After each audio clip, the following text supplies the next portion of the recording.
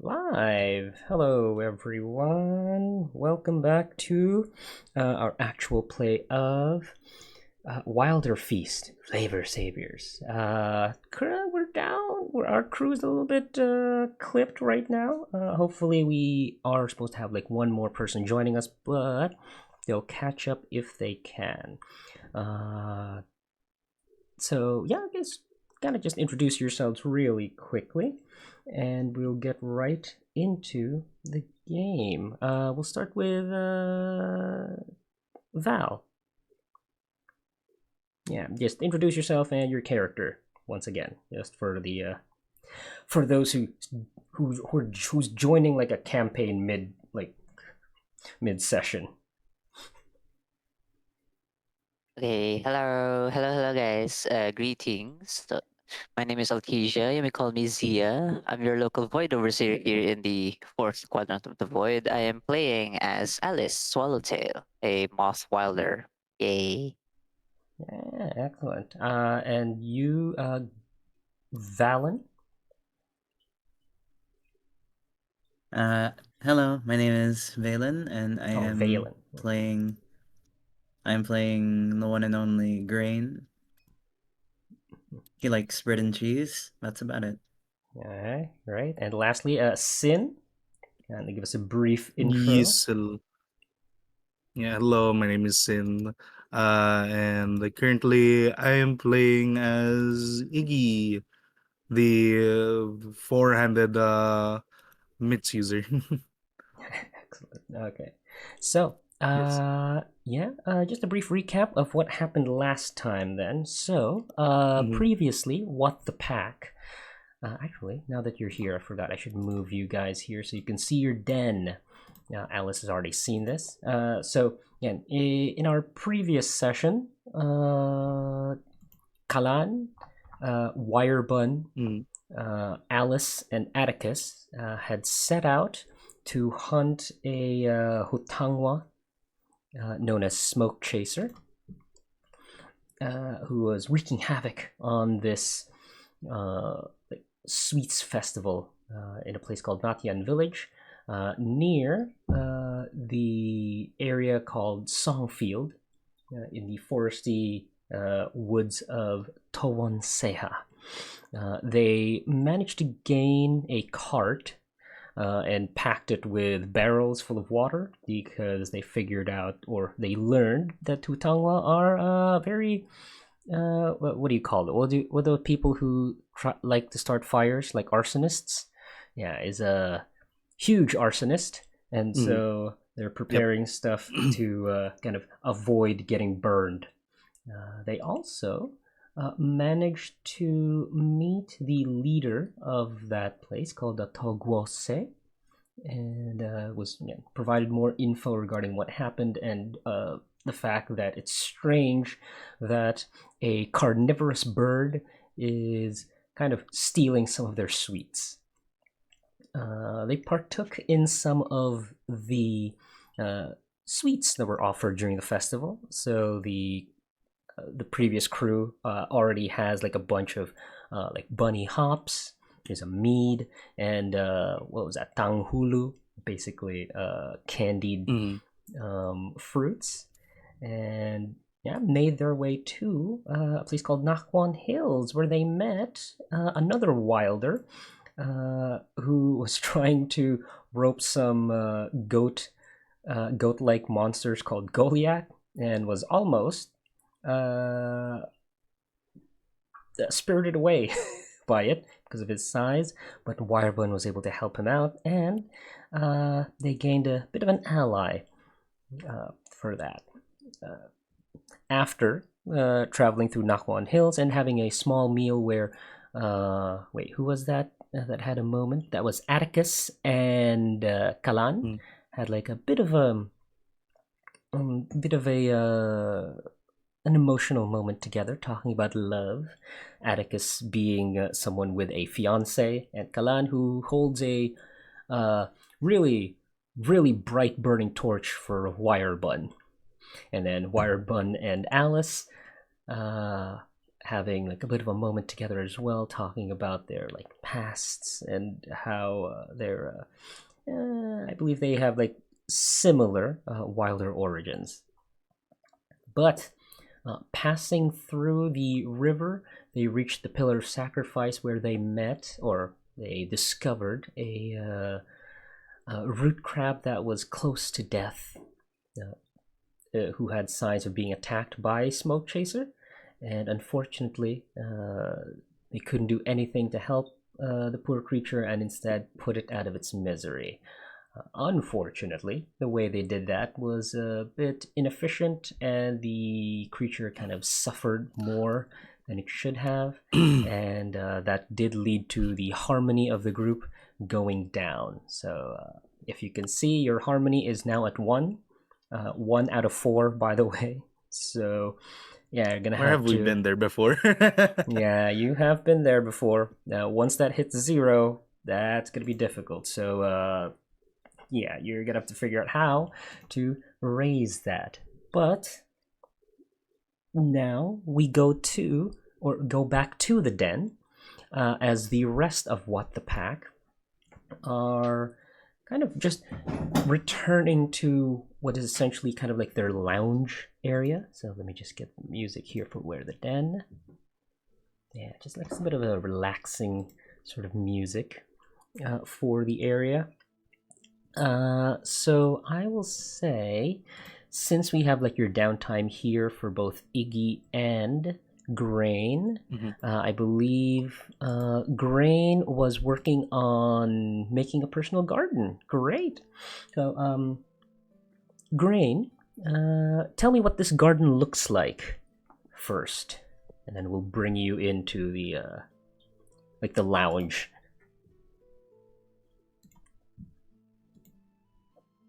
Grain? It's very rudimentary. It's basically like patches of dirt that rise up where tiles have obviously been like pried off. You see a stack of tiles in one of the corners. It's like, oh, so that's where the dirt came from. Okay, yeah, and actually, because of the special feature of your den, which is found in what is known as Amathani Namizet, which is the ruins of this old civilization, they did have really good equipment. So you kind of use some of the there are fertilizers. There's like the hoe for like tilling. So there are or there's equipment here for actually making a garden. And yeah, you use that equipment, so you are close to completion, though not quite there yet, to finish this personal garden project of yours. After a hard day's work, you go back to the lounge at the same time as Igni, and let me just check. Igni, your project, let's see, you're looking for stuff in the ruins. Unfortunately, you're not able to find anything. Your attempt to check like the hidden rooms in the ruins. Yeah, you kind of describe to me how you tried to look for these like hidden rooms and stuff. And I'll tell you why it doesn't work. In this case, Igni is going to be like feeling around the walls, trying to like feel for loose brick, anything that doesn't feel the same or feels like it would be a handle. And basically, you can see Iggy just literally at one of the walls, like feeling it very closely, like with all four hands. And like he even has his ear up to it before, well, ear being relative, but like he has his ear up to it, and then he even licks it, and he's like, he knocks on the wall, and he's like, this wall is made of wall. Yeah, as you knock on it, because these are ruins, they're looking worse for wear. So as you knock on it with your like giant extra hands, you knock down the wall because it is in disrepair. Wiggleback did it. Yeah. What was that? Not me. So yeah, you do as you kind of like try to smooth things off again. Part of the wall literally kind of crumbles because again it's ruins. So you trying to like search for it that way, probably not the best idea since everything is falling apart. You try to find loose tiles, everything is loose because it's it's broken. So you go back briskly towards the lounge, not making any progress, unfortunately, on finding like the secrets of Amathani Namizet. And both of you enter the lounge, and it's completely empty, except for a note that's been left behind by apparently, I think Wirebun was the one who wrote it down. Telling you that they had received a request from Umberpelt, your contact with the School of Falling Water, another Wilder. Here, let me remind you what Umberpelt looks like. Yes, one. He's the mole Wilder. Apparently, there's some trouble down in Tohonseha, and unfortunately the School of Falling Water and the School of Tusks are in panic mode because there are a lot of things going wrong in the mountainous area here called Lakaraku. Because of the shifting climate, the rapid shift in the climate, there are a bunch of monsters that are kind of going haywire because the climate is not what it should be. Monsters that are supposed to be hibernating are still up because they did not expect that and are now kind of fighting the monsters that have come here for summer. So there's a lot of chaos going on in Lakaraku, and the local Wilder packs are doing their best to quell this chaos. So they have asked you guys to figure out or to help out with the forest area because they are figuratively or putting out figurative fires in the mountains area. Figurative fires? They're not real fires? No. Surprisingly, Lakaraku does not catch fire during summer. Winters are when wildfires happen. Again, surprisingly. Huh? So, yes. Yeah, no, don't. Yes. That's part of the lore, is that a lot of the area, especially Tohonseha as well, does not have wildfires unless it's winter. It's a weird thing. My mind, I could consider the player's mind blown. Yes, This is, like, I know. confused. It's a thing that happens in Tohonseha. You read this letter and say they're hunting a Hutangwa called Smokechaser. And Smokechaser, again, Iggy, that is a name that's very familiar to you. Can you just briefly describe your history with Smokechaser then? This is like immediately as soon as Iggy hears Smokechaser is like, that's the Hutangwa?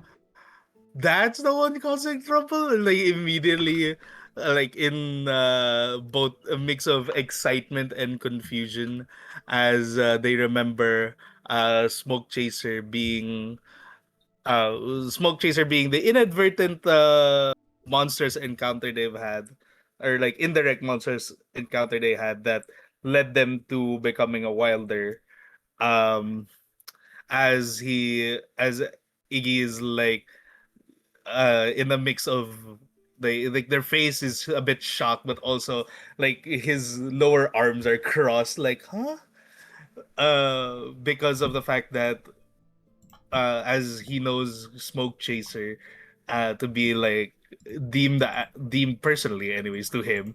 He doesn't really know if Smoke Chaser ever reciprocated the idea of being his rival, in the sense that ever since decided to become stronger as a wilder, and because of the fact that his first meal that turned him was from because of a smoke chaser leading him in a sense, like a spirit animal to his first meal. But ever since then, he's been wanting to surpass Smoke Chaser since it always seemed to be ahead of him at every turn. And so now hearing that his like rival and the goal, or like his mentor, so in a sense, is like causing trouble in the weirdest way, has him very shocked and very confused. Excellent. Okay, so yeah, you do, yeah, history, deep history, or at the very least, for you personally. Not sure if this monster can even acknowledge you or anything like that. But, yeah, you read that, and you just see Mino as well is in the corner. He's very shaken, it seems like. And he's like kind of cuddling Wiggleback. In the letter, it says that all 5 of them would have gone, including Mino, but Mino seems to be like hanging back as well. It kind of you see him kind of shivering and almost Shaku. like, yeah, he's all, yeah, Chaku. Sorry, not Mino. My bad. Chaku.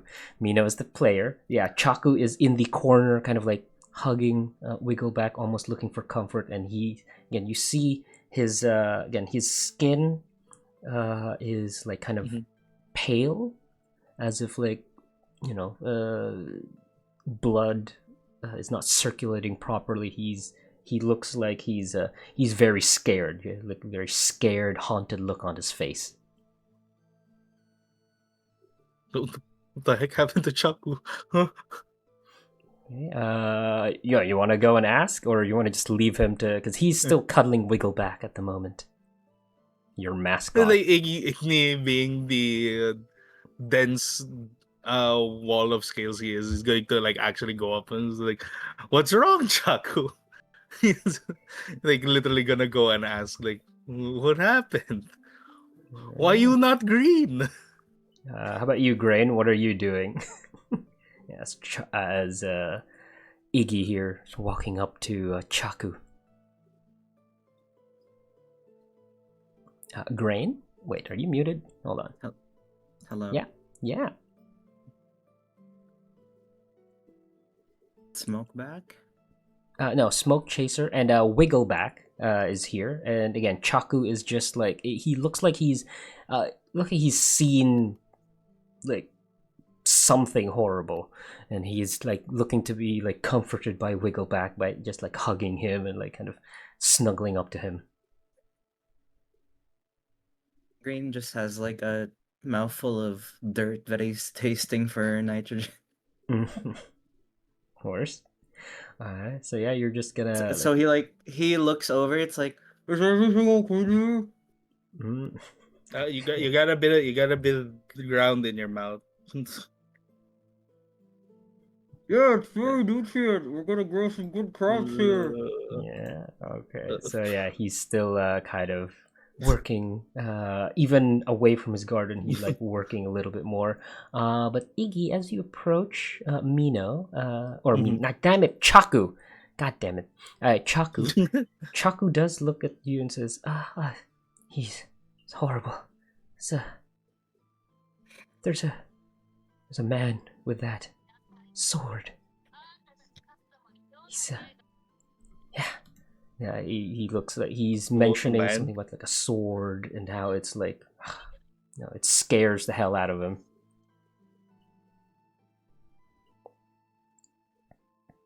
Okay. He's gonna be confused, and he's gonna the next thing he's going to ask is, "Are they strong?" No, unfortunately, he has like 1,000-yard stare, almost like he has like PTSD of sorts, as he just kind of continues to wiggle back. They have you like this. He must be strong. No, so you might have to That is ask the rest of I your would like to crew meet this because, strong person. yeah, because the last message the only message you got was like apparently they left, and that's about it.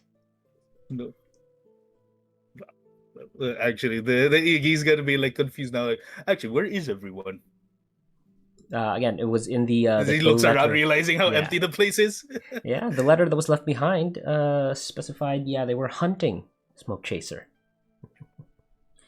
To head to Songfield in particular.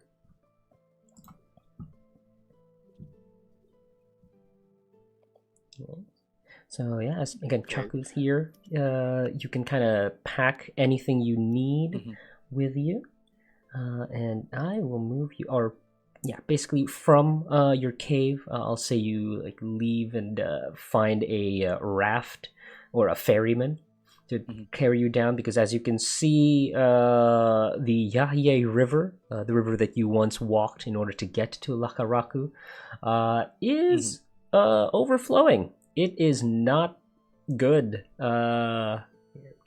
It is, the waters have like risen really high, and there is no way to walk on it anymore. So unfortunately, you will need to hire a ferryman in order to carry you down the river onto whatever land they can drop you off of in Toonseha. In this case, the closest would be a place known as the Sento Orchards, which is a lot of apiarists on there. So it's a lot of honey that you can gain from that place. So they take you on their ferry, kind of like move you down from down the river, though, before you can make it to Sento Orchards. Alice, I will say, kind of meets you. And actually, before that, let me put you in Toonseha so you can see how amazing the gnarled wood looks like. And it's tons of like trees, canopies that you can possibly grab onto if need be. So as both of you are on this like ferry, being ferried down into the Sento Orchards, you see an accompanying or basically when you take a taxi and then you see behind you a taxi pull up, and Alice is there. So your raft, behind your raft, another raft is kind of like moving towards the Sento Orchard as well, and Alice is actually there. So Alice, I kind of want to know, since you have just kind of killed a root crab that wasn't frenzied, I want to ask what you would have gotten from that. Did you take a part of it? Would you have left it alone? Yeah. What's your? Yeah, I'm giving you the narrative license here because the others aren't here, so you can decide like kind of why you split up with the rest. What happened in the Pillar of Sacrifice? So, provided that the context of which the root crab was in and the whatever the fuck it experienced on its last breath, Alice would not actually partake in on the monster's remains. And okay, and then she would be like, you know what? She just raised her hand party that she was in. You know what? I'll go and wait for the other party members. I think they are on their way, so I'm gonna gonna encounter them, meet them while Yeah. they're on their way. You know, so that they're up to speed. So she Okay. left the party. Yeah, I'll ask the rest what they'd been doing at that time, but we'll say that you split off from them for a little bit. We'll say that you carried some of the supplies. Actually, you carry all of the supplies, and then we'll just figure out what they can bring with, or what the other team left for themselves. But yeah, passing through this river, you can see again the ferry. Again, it's very rickety, but the ferrymen that drive this are very used to the fact that, you know, during summer the rivers are like just insane. Like the speed is kind of something they're used to, either, but you're not used to, and you kind of feel the raft underneath your feet kind of buckle a little bit, like they almost like tip over. But with the practiced ferrymen, the Yaye River, they're able to like kind of steer this almost uncontrollable vessel with no issue. So you kind of just meet each other, and you see again behind you, literally just Alice kind of bringing this like a backpack full of ingredients and food, it looks like. So that way you won't have to split these. So these are the ingredients that they currently have, and yeah, you can if you want to know what it does, you can kind of shift and then double click on each item, and you can see what they can do, and it'll bring you to the their quote-unquote character sheet. But yeah, as you all land at Cento Orchards, and I'll move that now. Oh, I forgot. Yeah, You said shift double click? yeah, shift double click on any of these ingredients and like snacks here in your pantry. Oh, It is not letting me. it's not? Hold on. No, I'm trying to shift double click right now and it's not letting me open up the thing. Well, that's unfortunate. Huh. Weird. Maybe just double click? I don't know. I don't know the controls fully, unfortunately. But yeah. Either way, it is in your pantry tab or the folder, so you can kind of just go there as well if you want to. But yeah, I'll as just we do that. here, let me show you where you are as well. So I'm gonna put you here in the Cento Orchards. So yeah, you land. Alice, we'll say that Alice gave you like a brief rundown of what they've done so far.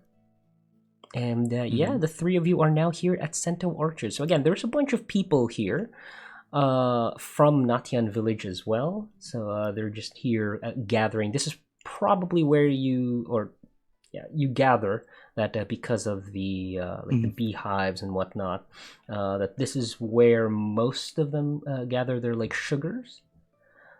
So yeah, landing here. Alright, let me just change the music real quick. Yeah, again, you meet up with Alice. So Grain, Igni, Alice, you are now all together. And we'll say that you, in the interest of time, that you've been brought to speed on what they have so far. And yeah, what are you going to do here now at Cento Orchards? Yeah, and just to remind you what you can do as well. Yeah. Here's the handouts, and yeah, for the trail. I think the first thing that Igni is going to do is definitely going to look around, or like look for tracks of the Hutangwa. Okay, so I'm gonna say, Alice, you do have information because also Grain, if you can take a look, I made this like thing once again for like who wants to speak first. So I will describe the Sento Orchards real quick, and then we'll go one by one with what you want to do. So Sento Orchards, again, it's still in the gnarled woods, so there's still a lot of trees all around. Again, there's these huge canopies. A lot of like the trees known as twistwoods are around here, but also some of the smaller ones. The apiary side of things, like the beehives, are out in like one of the few open spaces here. And you can just see a bunch of people are also working here, kind of like, you know, apiarists. They have like their whole like beehive attire that kind of covers them up, making sure that they don't get stung by their by the bees. Okay, so if that's the case, Igni wants to go first. Okay, let me just put this down. Yes. What would you like to do for your navigation then? So yeah, for the navigation, Igni is definitely going to be looking for tracks of the Hutangwa, like literally the Smokechaser causing trouble, Excellent. So or like if they have been in the area. Right. Okay. So I will also say I forgot this. Alice, you did gain some information in the Pillar of Sacrifice because you know there was a monster that was attacked there. That would have been like old tracks. So I will now ask you to. Actually, no. That'll be afterwards. For now, yeah. You can search which community will you interact with to gain this information. So again, either monsters or humans. Yeah. Yeah, in this case, for this one, he's going to actually go and ask literally, he's going to look for the Hutangwa or monsters. Yeah, the Tangwa. There are a bunch of other Hutangwa here. So yeah, you kind of take a look at their what do you call this? Their like habits. What they're doing in the habitats, or their natural habitats. So yeah, you can see some of them are up on these like the larger twistwood, because the Tangwa are really big. Yeah, just imagine. I believe they're supposed to be like Kurupeko size, or like the Yankutku. Basically, just like they tower over most of you. Okay. So yeah, no, they're not. They're not like chicken size or ostrich. No, they are huge. Except for obviously the children, and you can see there is a family of Hutangwa here. Looking for tracks.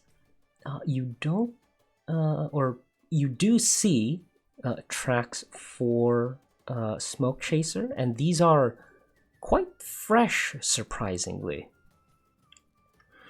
And they are going north. What's that direction? Northwest, I will say.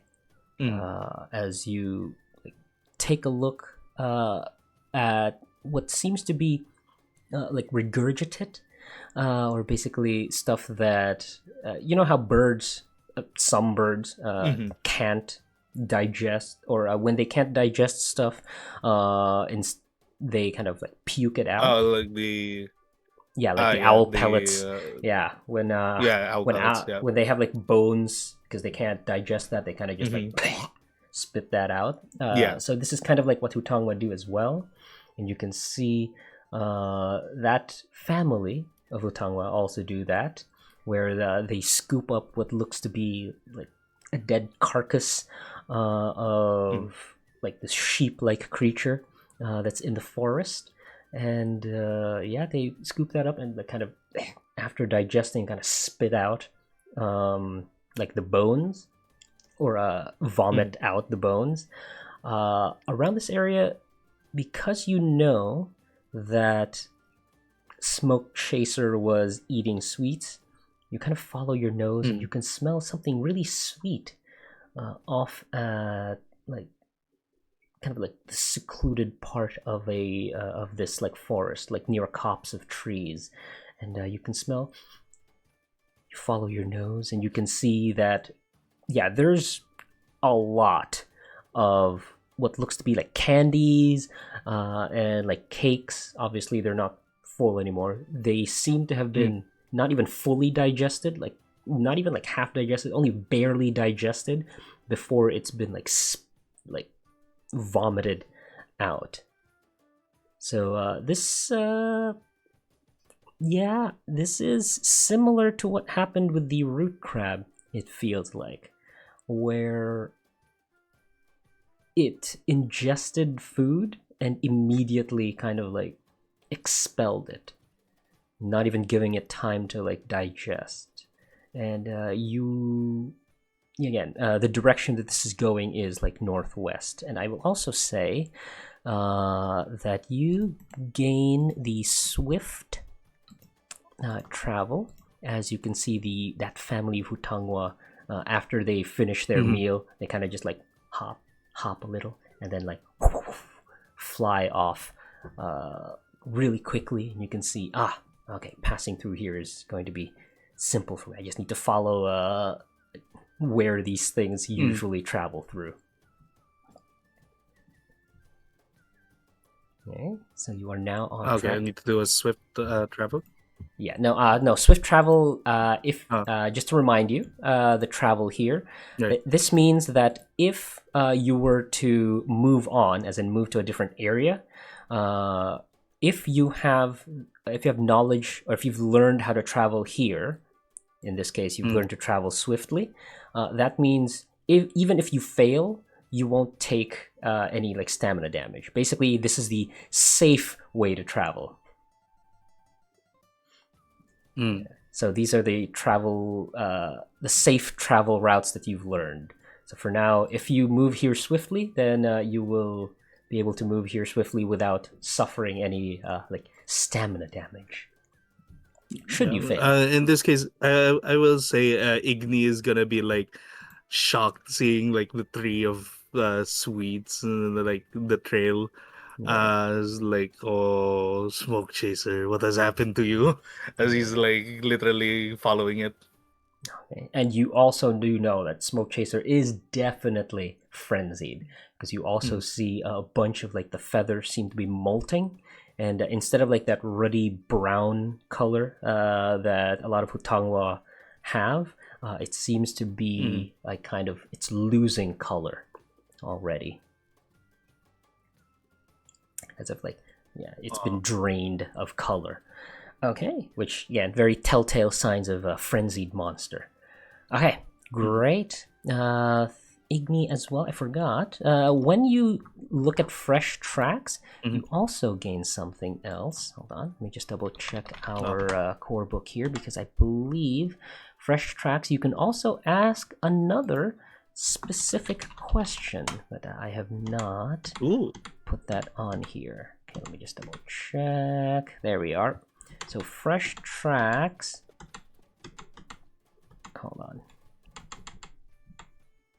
Because wait, where is that? Supplies. No. Darn it. You are able to ask. There we are. All right. So fresh tracks. You can ask a bunch of questions here. I'll post that here in our chat, in the TTRPG chat in Discord. Just briefly, I'll add like a thing to this in our So there's like you can ask what style does it favor, what conditions does the monster inflict. Or there's also like the narrative, like what's its favorite food, or what it's usually its favorite food, or like how close is the monster to a village. So just a bunch of questions. You can ask mechanical or narrative ones, entirely up to you. In this case, I'm going to have to ask like what other conditions does the Hutangwa inflict that isn't obviously burned, considering the nature of Hutangwas? Fantastic. Good information to know. The one you know of here would be aside from burn, which is obvious, caught. You do know that, well, you would know this particular, that it again, its talents are huge, and again, you can see the Hutangwa here when they when it's live, they use their talents to actually like grab, kind of like any bird of prey. They use their talons to grab their like prey. So caught is one of the conditions that it can kind of inflict. Good looking out. Okay. You have all that information, and I hope you took notes regarding that. But yeah, good job, Igni. Next we have Alice. So Alice, again, after breaking off with the rest of the pack, here now in the Cento Orchards, how are you doing your navigation? Yeah, and what community are you interacting with? Go to check on the Ziziwen. Ah, the Ziziwen. Okay. The ones that are only here during summer. And what specific information would you like? Do you want information on ingredients, safe way to travel? Yeah. Both? Safe way to travel. Safe way to travel. That's the main one. And I'll actually give you an ingredient for this as well. So let me just double check something real quick. There's a lot. Especially in Towon Seha. Cento Orchards. Okay.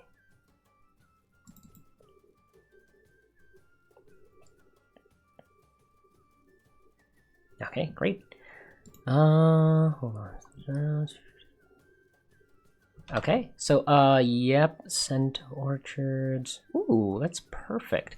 So yeah, looking at the Ziziwen, again, they are for those not, or yeah, just so everyone understands, Ziziwen are essentially mosquitoes, whose thorax kind of looks like a skull.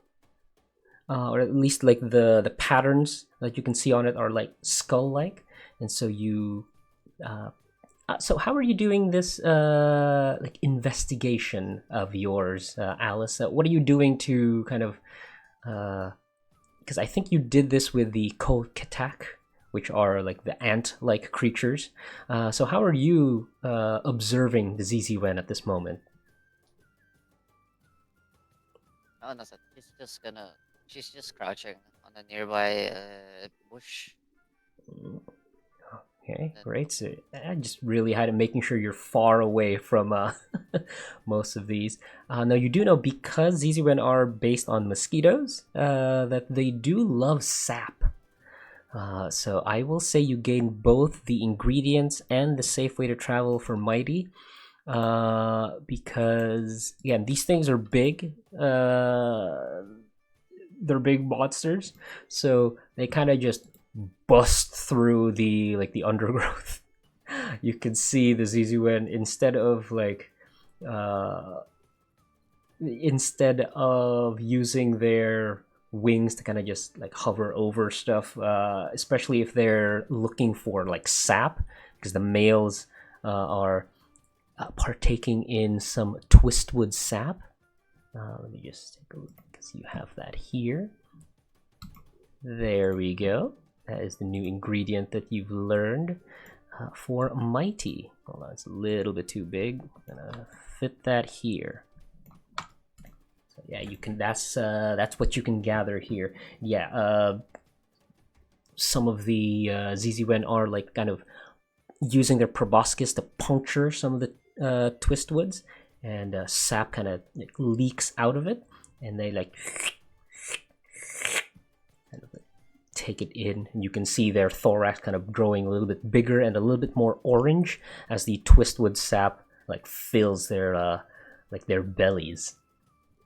And yeah, they're not very subtle, and they're using their size to their advantage, and yeah, instead of being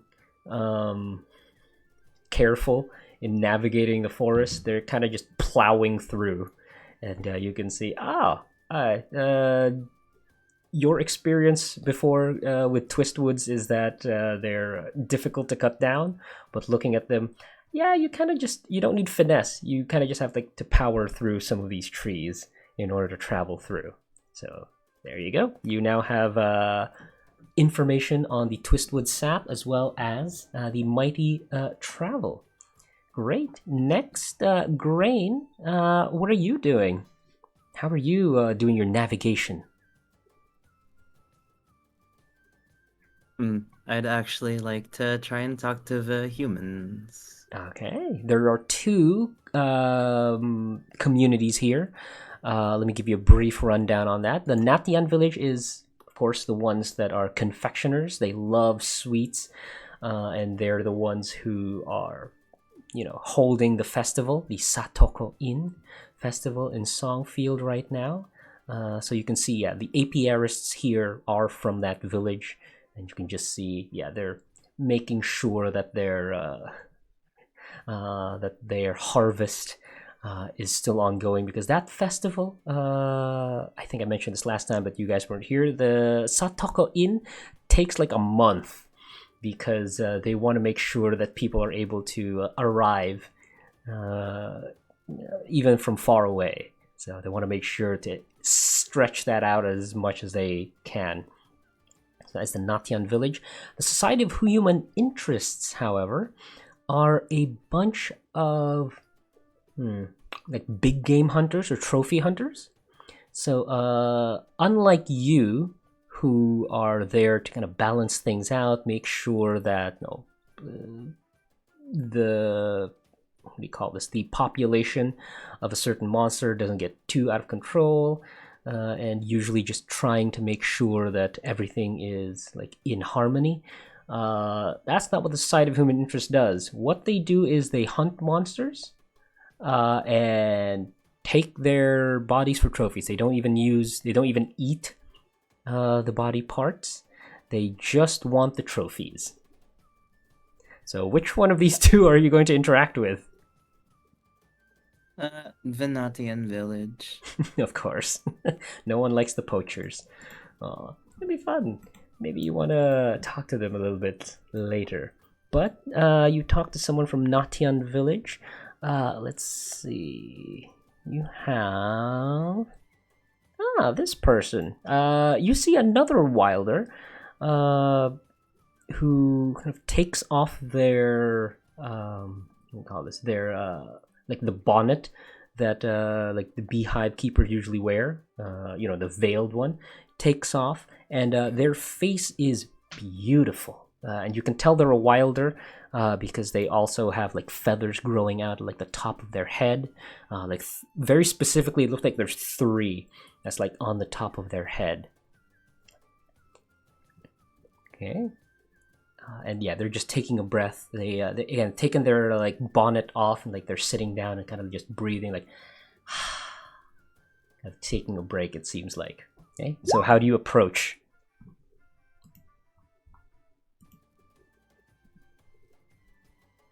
Is he like unconsciously starts thinking really slowly, taken aback by how they look? One eye blinks after the other, and he just looks up and say, How tall is this person? I would say, wait, how tall are you, by the way? Just wanna remember this. Green is like 4'8". Oh my god, a bit short, so a bit taller than you.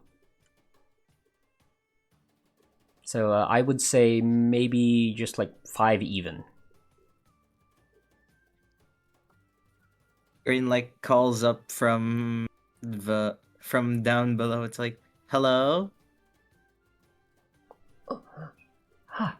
Oh, hi.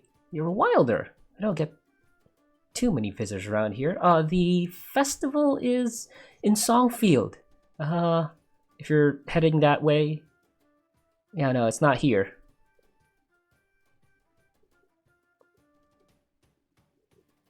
He just keeps staring. Oh.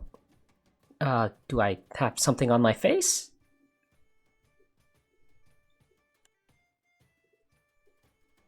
He does that one lid per blink thing before he said, no, I just like looking at it. Flattered, but I don't think I'm your type. Ketan, and as they take off the beehive suit completely, it is a male wilder who seems to have eaten some sort of peacock monster, and they are just fabulous looking.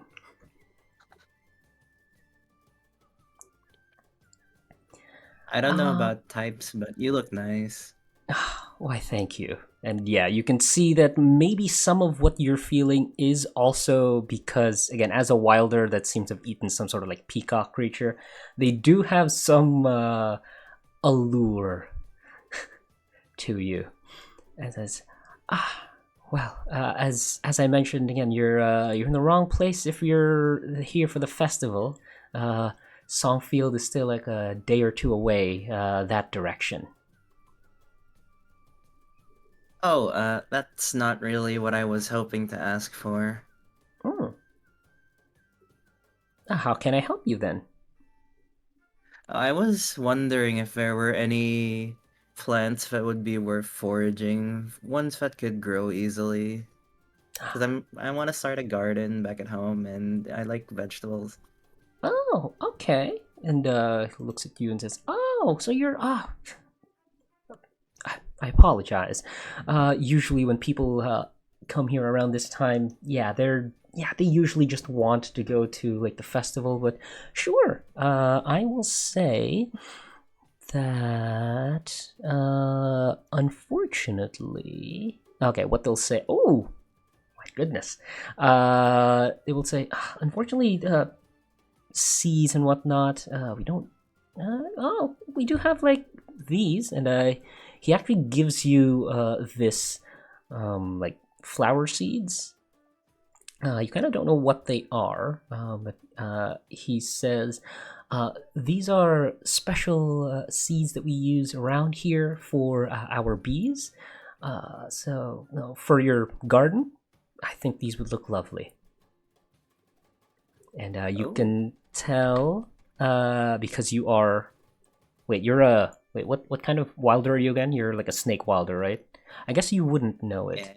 But he says these are flute cup flower seeds.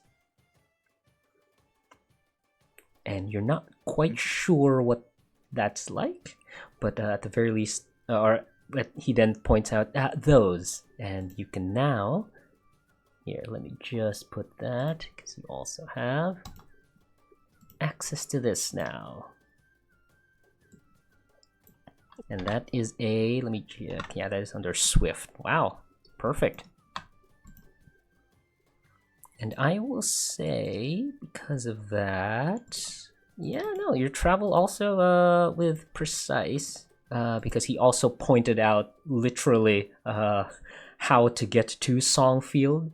And again, there is this like path that apparently leads from here, the Cento Orchards, into like leads into the village, out into Songfield. So you also have that as like safe travel. So yeah, no, here you can add this to your garden. I'm sure they'd look lovely. Unfortunately, we don't have any vegetable seeds. I think that's what you were looking for, but make your flower garden a little bit more vibrant and colorful. You could plant some flute cups.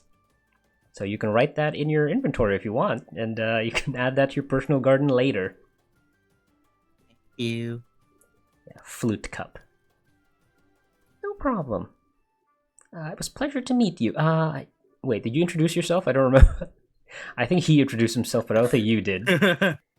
Yeah, Grain has not told his name. Right. But my name is my name Grain, like rice grain. Like My name Green. Yeah, my name Green. Yes. And he offers his hand out. It's a pleasure to meet you, Grain. I hope you pass through here again. When it's not super busy. Grain thinks it's a low five, so he basically low fives it. Oh, kind of just chuckles at it. Says, "Very well. Okay, I'm gonna go back to work now, and yeah, I hope you have a good day, Grain." And, thank you, Mr. Catan. Yeah, it walks back to what looks to be a like a hut. That's probably where they have some like the beehives to like gather honey. Okay, great. That is your navigation. Next, for the trail, you can now forage. So you only have 2 ingredients you kind of forage around here. So yeah, we can, again, foraging is optional. So would you like to forage some ingredients, or you want to move on now? I want to say no to more food. Of course. All right, if that's the case, we'll stick with the same order here for like the gathering supplies part. So, Igni, would you like to forage, or you like all ready to move on? I'd love to forage. Okay, so what are you foraging for? You only have 2 options, unfortunately. That's all you know so far. So it's either the twistwood sap or the flute cup nectar. Shock resistant sounds crazy for Igni. Yeah, there that's is what I'm like thinking. I'm thinking between flute cup Oh, nectar, but don't- like the other thing about the flute cup. right. Don't forget as well that you have access to the others. What do you call Yeah. this? Yeah. You also have, again, this whole pantry is yours. You have a lot on your. I might have to like Yeah. extend this in the future, but yeah, you do have a lot of ingredients in Bigger your pantry now. time. Yeah, I might need to like upgrade your pantry. Okay. Just to quickly check then. I'm just trying to double check everything here. Mm-hmm. What? Green. Like, do you have more Swift, or is like what's your main stat here, Valen? Yeah, it's Swift. Okay. All right, then I'll just go collect the mighty then, obviously. Okay. Then you can Twistwood collect the sap. Swift. Great. So I want you to roll Yeah. Mighty Search. And then we'll see. Entirely up to you if you want to. Well, you could. Alright, I was I'm gonna gonna say if focus you want to. Yeah, there we go. Oh, okay. You can succeed with by putting that 1 Yes. into your 4. You can succeed with a 3, so you gain 3 servings of Twistwood sap. So how do you get this, by the way? So describe to me how you're gathering some of this sap. Igni is going to punch a tree. Yeah, there we go. Well, he's gonna punch it to like specifically soften the bark before he gives it a bear hug to like squeeze it out. Excellent. Good. Hold on. Yeah, put a hold on. I gotta move this a little bit because things cut off. So yeah, you gain 3 twistwoods, or we'll say 3 kind of like small jars, just like the really small, like maybe like small cups looking thing of twistwood sap. So yeah, you punch a tree and kind of just like wait for the sap to come in, and like 3 full It's like, this is small taking jars. too long, and then he just like squeezes it. Yeah, you're kind of like milking Like the tree. even Yeah. like that old cartoon animation. Like at one point, he just takes up a piece of timber and he just like wrings it like a towel. Yeah, you wring it like a towel. Jesus Christ. Okay, so yeah, good job. Next, Alice, what are you doing?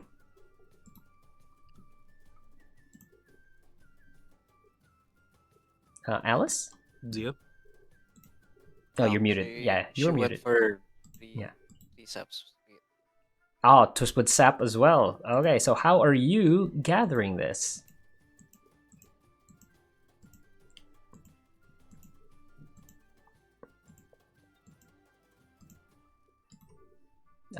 You roll a mighty search for me, and then describe narratively how you're like gathering this like sap from the trees. Oh, Yes. Hold on. yeah. Banana. Just a little banana. Oh, There Shoot. might. yeah. Okay. It's okay. Just a little banana. Yeah, just a little. Oh my God, so many successes. What? It's got a 6, 6, a 5, and a 5. Damn, and that search you can add to like the 3 to make that a 4. So, do you have anything you can do with those extra successes? Because that seems like a waste to have like 3 successes here, and not be able to do anything. Can I save the success for later roll? No, unfortunately not. No. That would be nice. But I did not think have. I think there might be a trait that can do that, but not this time. No, I don't think you have that. So yeah, you did really well. In fact, because of that, actually, no, you do have something you can do. I don't think we've ever used this like properly.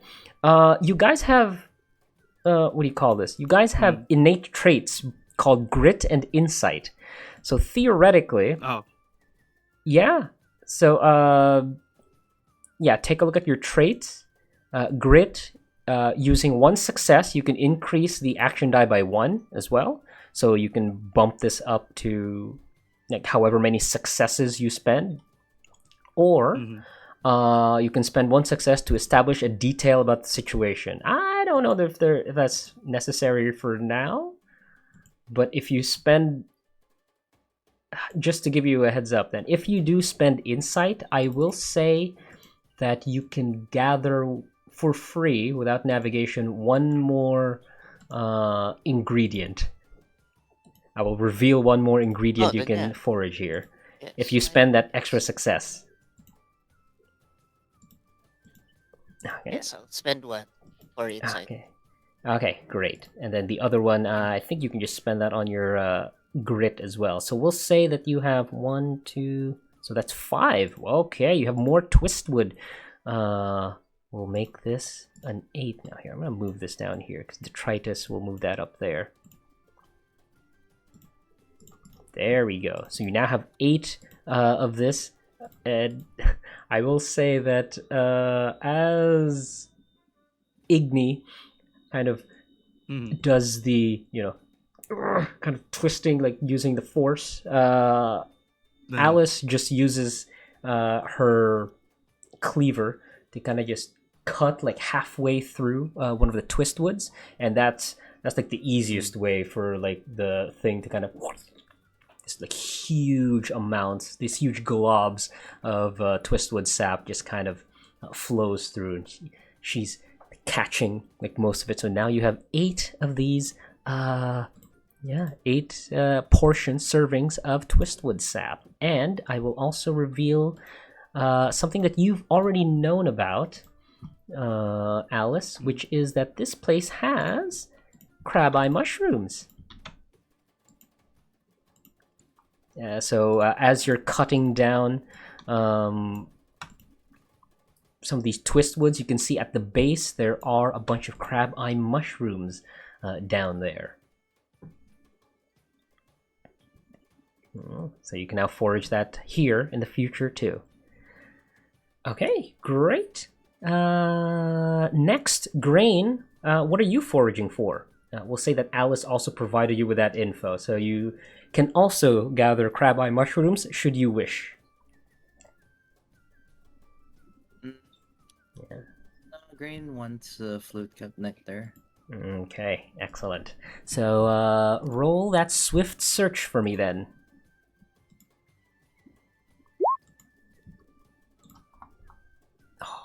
Oh goodness. Oh yeah, baby. And if you want, you can add that. I believe you would want to. You'd add that +2 to your action die to gain 10 flute cup nectars. Yup.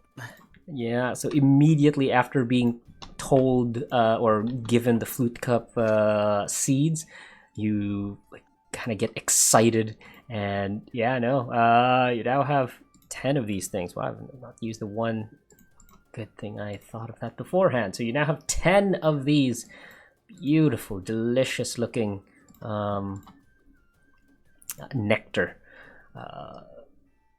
Tell me how you would have gathered nectar. And if you don't know how, just tell me and I'll help you out. But how are you gathering like flower nectar?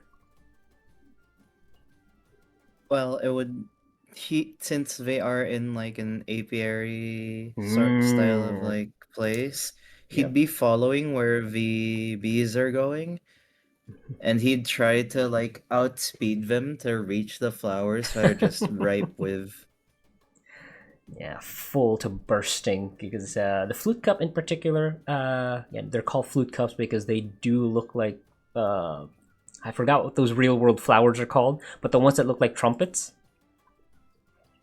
Oh, I do unironically believe they are called trumpet flowers, but let me double check. Are they? I don't know. I assume they, yeah, Angels' basically trumpets, yeah. angels trumpets. So yeah, they kind of look like that.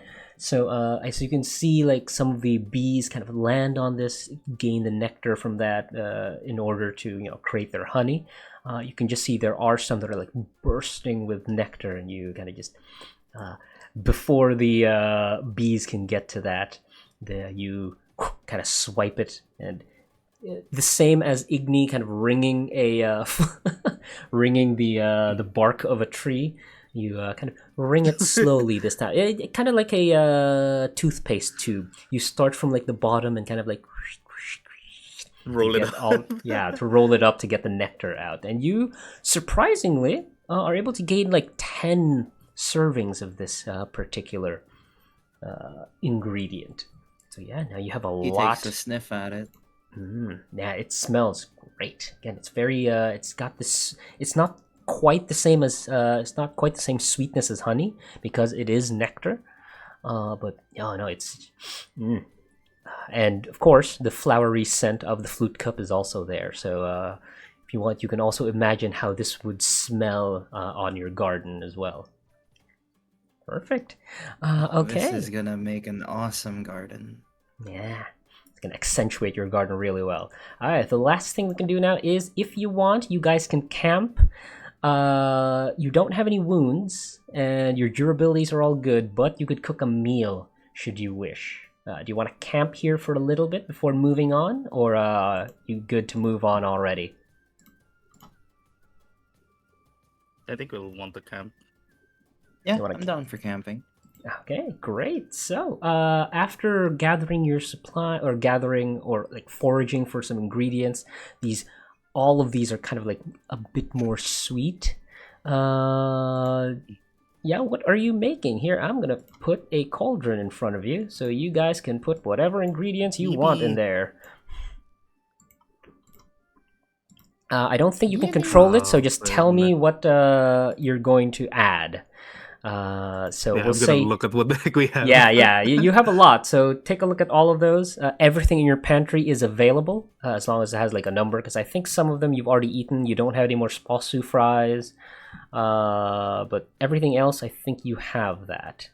Yeah. So you can add any ingredients except for the snacks. So the bunny hops and the tanghulu cannot be used as ingredients, I will say. So yeah, go ahead and let's move to. Oh, that's why it's not doing that. Cooking time. How much nectar do we have, and how much? Here, right here. And I'm just double checking. Yeah, put numbers on them. Yeah. That's 10 and 8. 10 nectar. Yeah, but also you have you have 4 of some of these. Yeah, you have like access to all the other stuff if you want. Yeah, the wild Woodies, the wild Lapunis. Oh, that's hometown space. Yeah, and the hometown stuff, you all have your different hometown stuff. So I'm just, they're just generic looking right now. Here, let me actually move this because they're supposed to be generic. They're supposed to be the first ones. I would dissuade you because Atticus is the one who can do this. I would not recommend using the detritus because none of you are immune to poison. Only he is. Which detritus? Wait, what? This one. Oh, I don't see that on the thing. Is it not? Oh, okay. I haven't showed it yet. There we go. It's disgusting. Okay, there we go. Whoa. Neat. Yeah, because he has a special ability where he every time he kind of gathers stuff, he always gathers extra detritus, as in trash. Okay. And unfortunately, only his stomach can kind of stomach this type of ingredient. Because he's immune to poison. Yeah. All right, great. So, yeah, for the rest of you, what would you like to make at this time? Again, we'll start via the thing here on our tracker, and then we'll move that out now. So for the next area, you can kind of shuffle yourself around. Igni, what are you adding to this like meal that you're preparing? In this case, Igni is definitely gonna be adding their hometown staple of dried chilies. Mm. Because they're definitely having an idea of basically the to make like what do you call it? Hot honey meat. Ooh, oh, you have to give a name for that in the future as well, by the way. So that's good. Okay. So that is your how much of your hometown staple are you Actually, we adding? don't And have again, honey exactly, but you don't Mm. have to just add one ingredient. You can add multiple different ones. It's just how many is the limiting factor. So how many of your hometown Mhm. staple are you putting down? In this case, he's going to be adding in just maybe 3, just to keep things mild. Okay, great. So again, you're talking staple, not the spice, right? Oh wait, right, Those wait, are two oops. different things. The, oh wait, oh oops, my bad. Wait, I actually forgot. Wait, what is the staple? Oh wait, my staple is poultry. Oh, Oh, your staple's poultry. Okay. Oh, so you're okay. talking about spice. If you're talking about spice, I Yeah, would I was say talking about that spice. more than one seasoning isn't necessary. Because Okay. what seasoning does, again, just to remind you, seasoning will increase or will double whatever stamina you gain from your Mm, meal or the meal that you make. However, it can only do that once. So you add seasoning okay. once, and then that's it. Okay, yeah. Then yeah, more or less he is going to like add one dried pepper, Yeah, then and then like the idea is to like mix it with sap and lapuni, hopefully. ooh, you can Like add make that too. honey, like Yeah. spicy honey. How many are you Yes. adding? How many lapunis are you adding? Considering the number brought in, like probably just one lapuni and this like Just one? All basically right. marinating it in the sap and with the peppers. Yeah, does look weird. I do want to change that because I guess I can keep that. I can keep it. Look, yeah, it is literally just a bunny. Okay. And you said you also wanted to add like the sap as well, so you can add that here too if you want. Yes. Okay, great. 3 ingredients. Oh, the 2 ingredients and 1 seasoning. Perfect. Alice, what are you adding to the meal?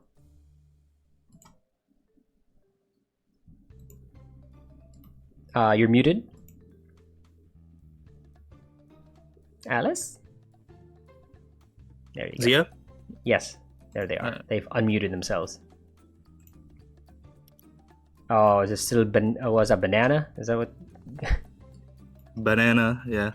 Okay. Yeah, it's just I'm getting delays for some Oh. reason. I guess it's an internet issue. But Yeah. If you want, yeah, just yeah. If I'm talking and you feel like no, I'm not hearing you, you can kind of type if you really want to. But hi, are you good? we're good. Yeah. We're good. Okay, great. So yeah, what are you adding to this meal that you're preparing at camp?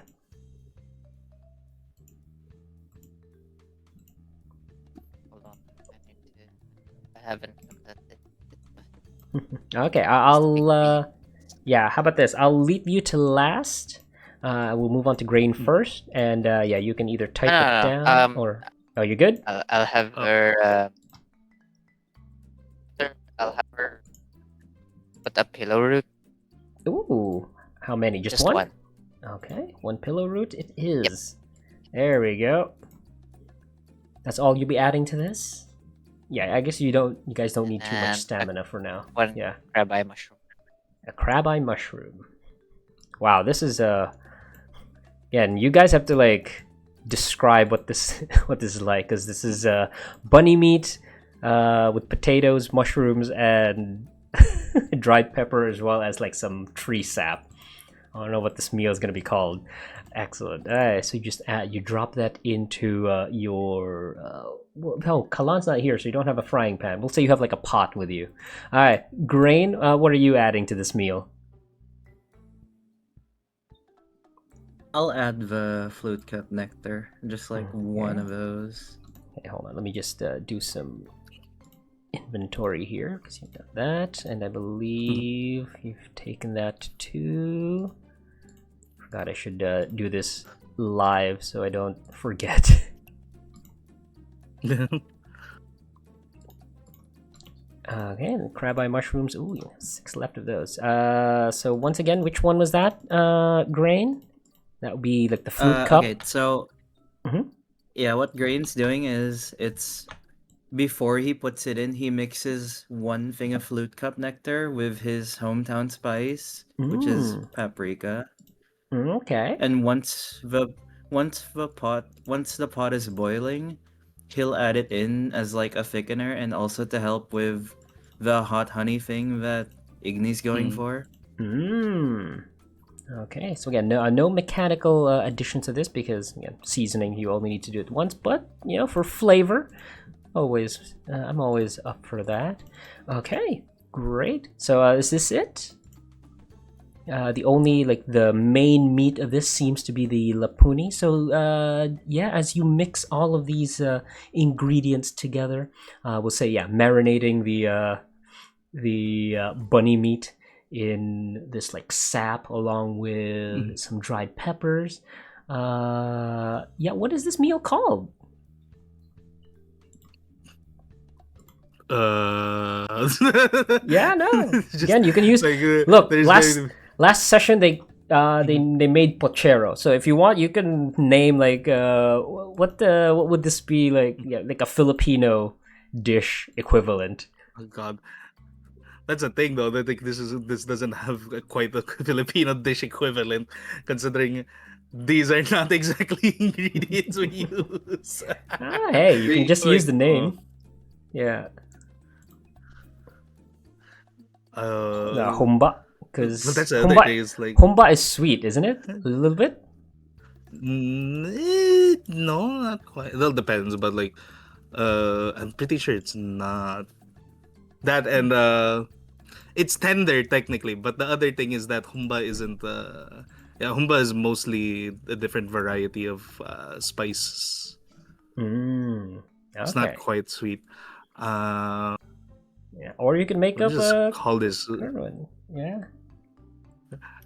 I think we'll have to get back on what we're calling it. For Yeah, the but most for part, we're just now, probably we'll say it's like, just a we're just hot mixing bunny. things. Yeah, we're just a sweet, Hot sweet bunny. and spicy bunny meat. There we go. Wait, hot bunny hot, Playboy soup, Sure, if you really want to. Playboy stew. Yeah, Oh God. but it's spelled Plei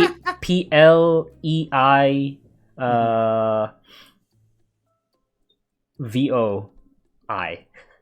Playboy. Playboy.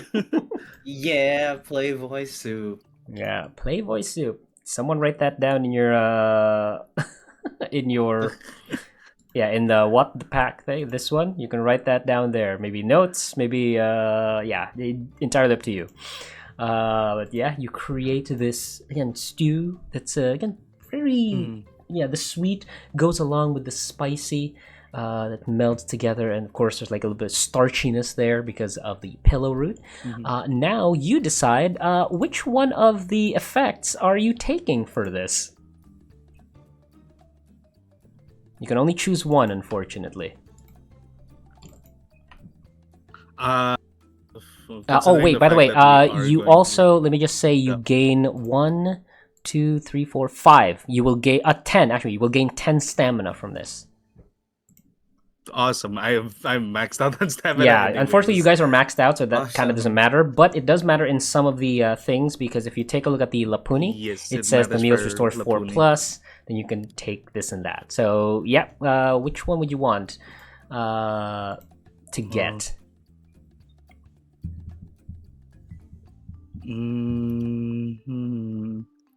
So it's either from the pillow root, the eye wood, or Yes, or crab eye rather, and the then crab eye twistwood and mushroom. lapone.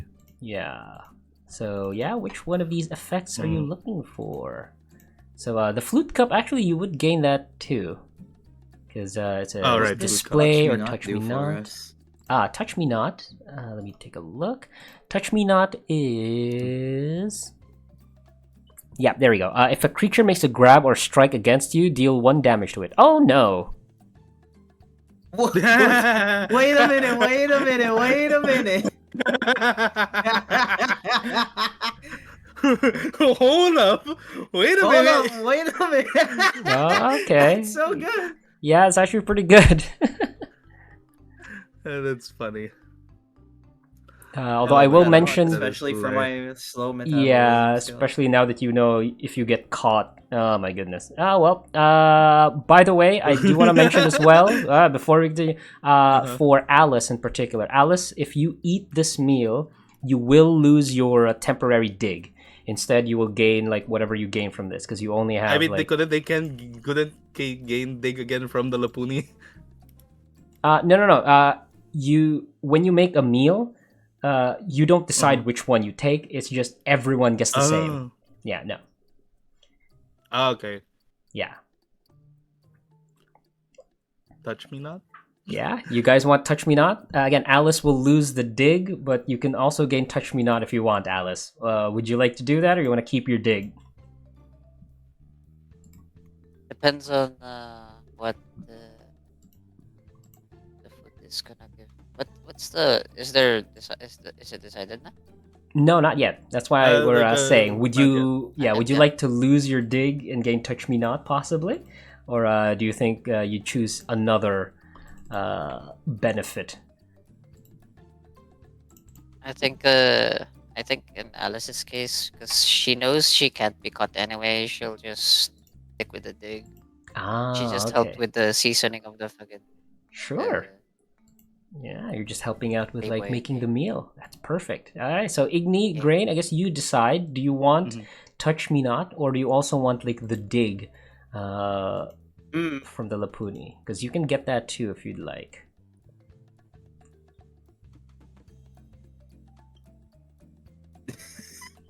Yeah, again, entirely up to you what you want to get. Or you could get shock resistant. Let me just say, what does shock resistant do? Just so you have like a complete. Oh shit! Right, what does shock resistant? Oh, you just can't become stunned. Touch me not. I'll take that. Yeah, I'd say it's touch Alright, me not so for me as well. this meal, I will say because nectar. If we had picked the +1 display, would that have mean that we like became like prettier? Yeah, basically you have like a glow around you that makes you look like a little Do bit you want to more. be pretty? Yeah, like a little bit I prettier. don't Maybe want people to touch me. yeah, but you instead have Touch Me Not. So again, in your traits, you can add Touch Me Not there, and if you want, here's like the rundown of what which one that is. Just write Touch Me Not, and I'll know what it does, or you can just write down there as well. But yeah, that is really good. So again, this meal, the sweet and spicy bunny stew. Yeah, it has Playboy. Playboy has like a little bit more of like the sweetness to it because of the nectar, and this gives you like a little bit of this. How would this manifest if it's from the flute cup? The flute cup theoretically doesn't have thorns, but because of how you guys kind of made the meal, you do gain these like small kind of protrusions from your like shoulders, like these kind of like spikes that kind of protrude out of it. So yeah, that's how the Touch Me Not will work. They're not too big, but they are like a little bit raised enough that if something were to like grasp at you, then you would, they would take damage from it. Okay, great. Perfect. So after who's you? By the way, one more thing with the eating is that if you kind of share a moment with like the group, you can gain 1 harmony from that if you have like a tender moment. Like a harmony. Yeah. So yeah, if I want like some RP to go on, so yeah, go ahead. If you want to RP with anyone, or with like the rest of the group as you're eating this meal, we'll have like the. Then yeah, you can gain harmony from it. Who wants to volunteer?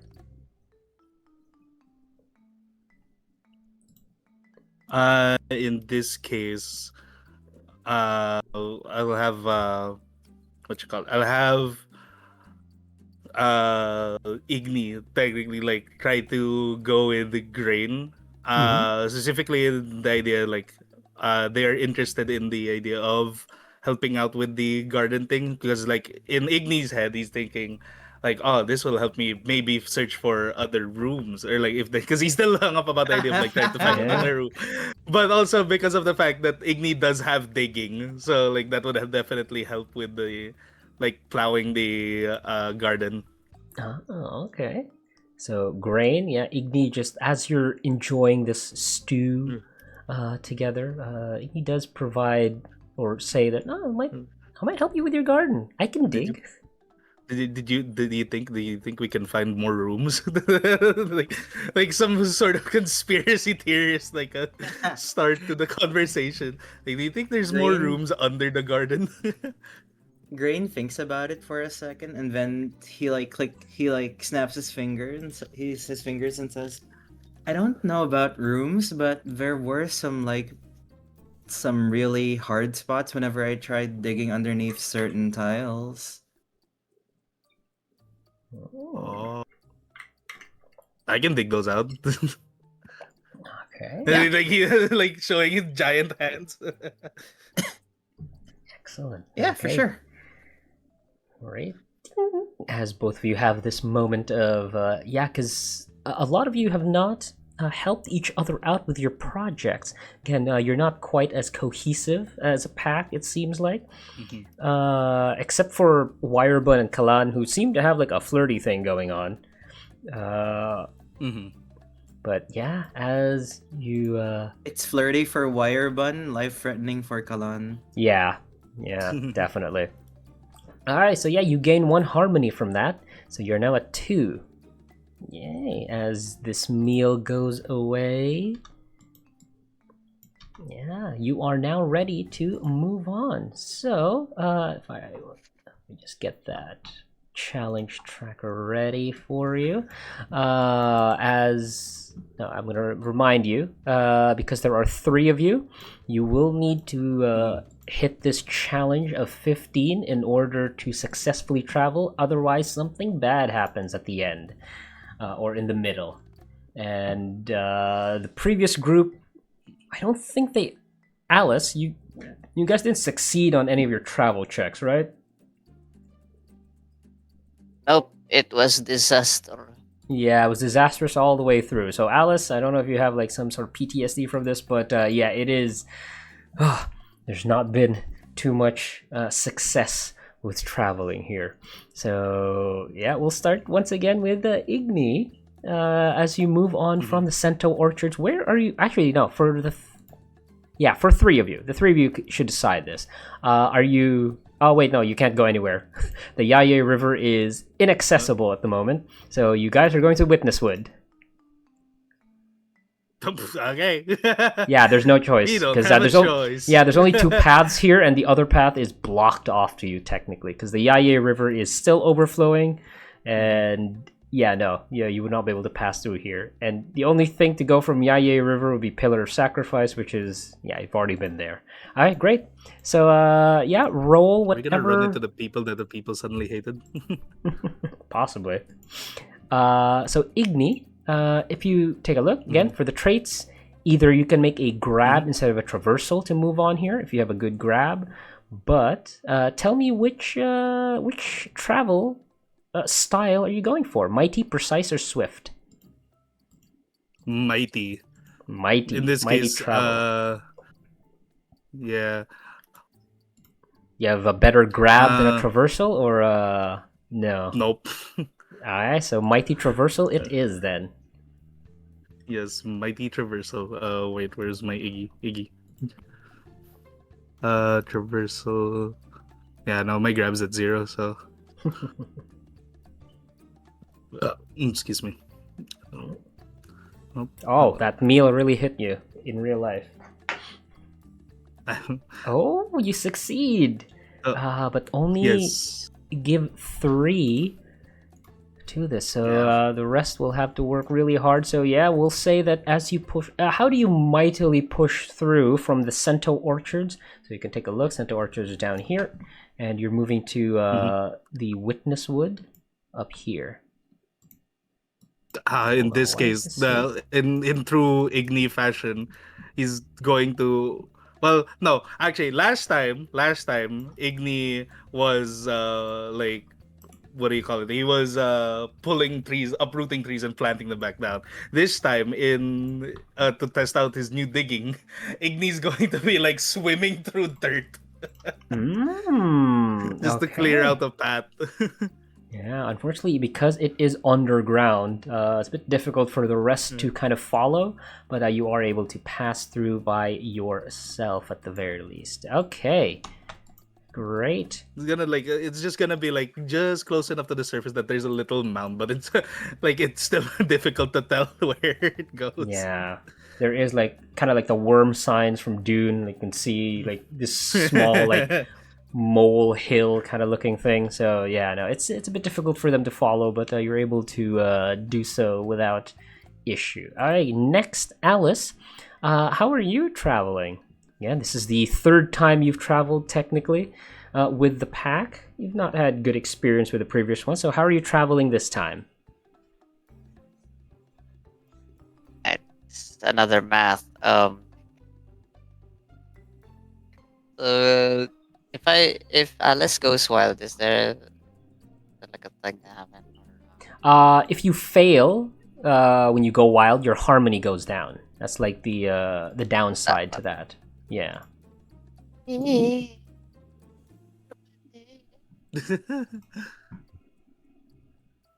Where were we?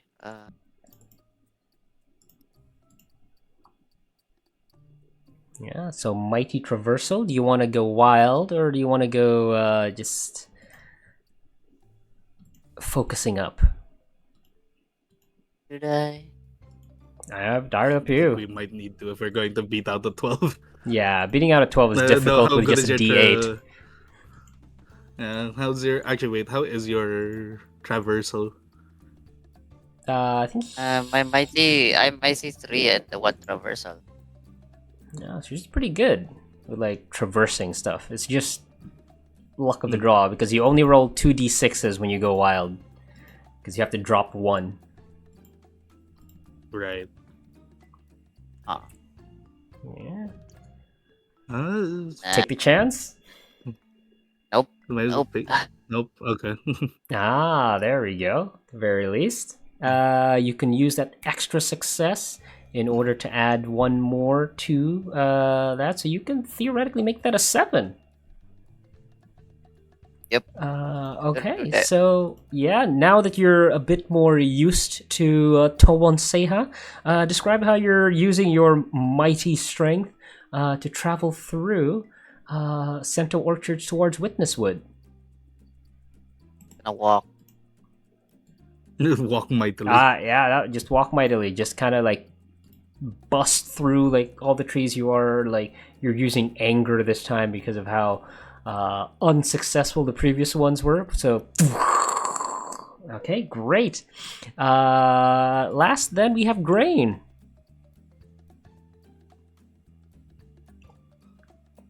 Oh yeah. You got this, bro. Beat a 5, bro. You just gotta beat a 5. Beat a 5. Yeah, I already said in my mind earlier, I don't need to go wild. I'll just focus up on this. I believe Yeah. in myself. Yeah, it's pretty good. All right, swift So, traversal. by the way, Swift, that means you have to spend 5 stamina to make any swift traversals because of precarious terrain right here. So even with safe travel only saves you from like this. You still have to pay 5 stamina in order to actually use swift traversal here.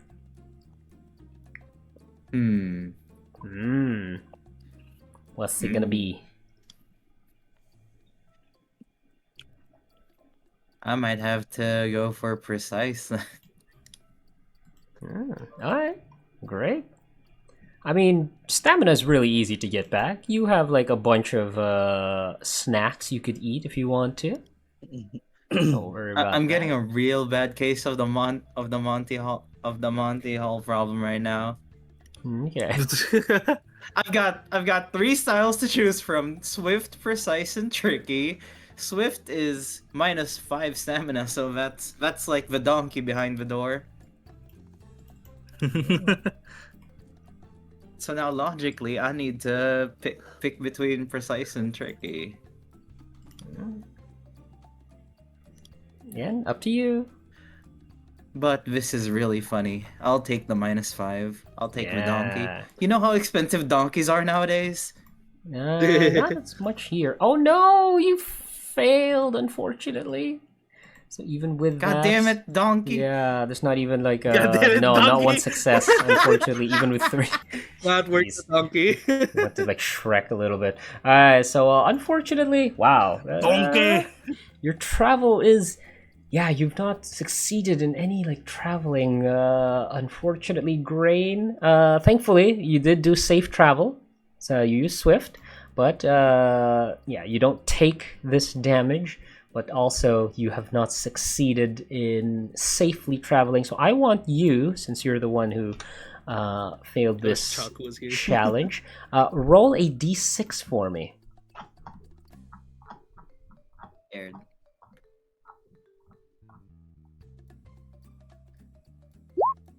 Oh, guys, Oh we're my dead. god, a 1. Oh, hi! Here we go again. Alice is used to this. Wow. What?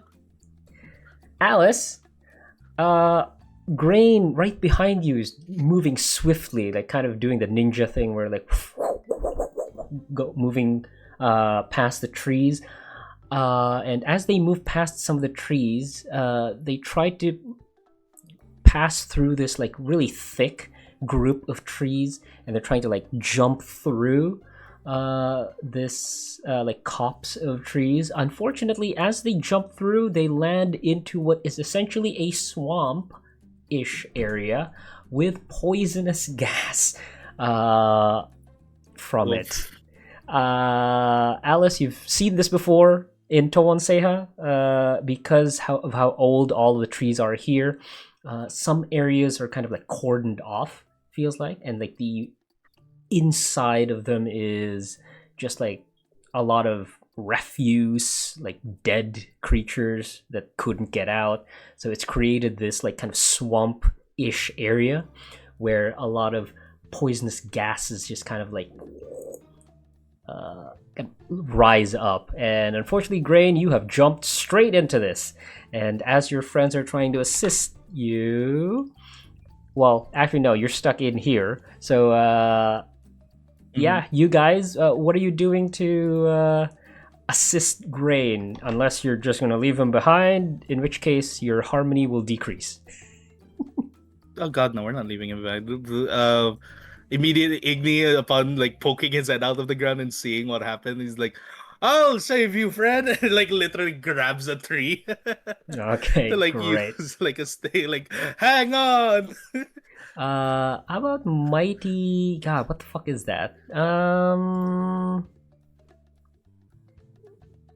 Technically, that would be if you're pulling a tree out of the ground. I'd say that's technically a grab. So yeah, Mighty grab for me, real quick. All right.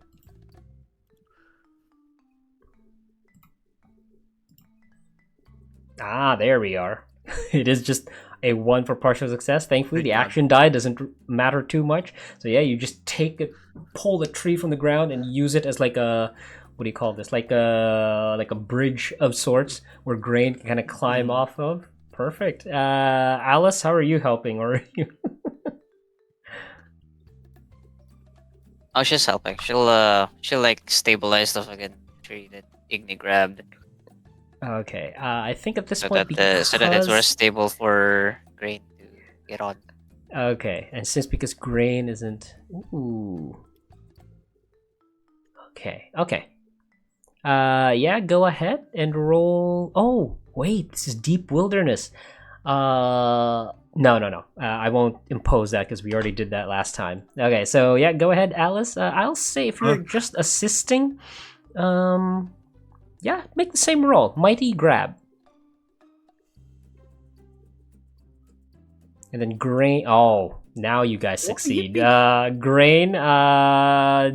You gain advantage from this. Kindly roll like any style you want to get out of this, as you're almost kind of sinking into this like pit, like this swamp, this poisonous swamp. How are you like? Yeah, your friends have like thrown this like huge tree in order for you to grab onto. So yeah, describe to me how you're getting out of this.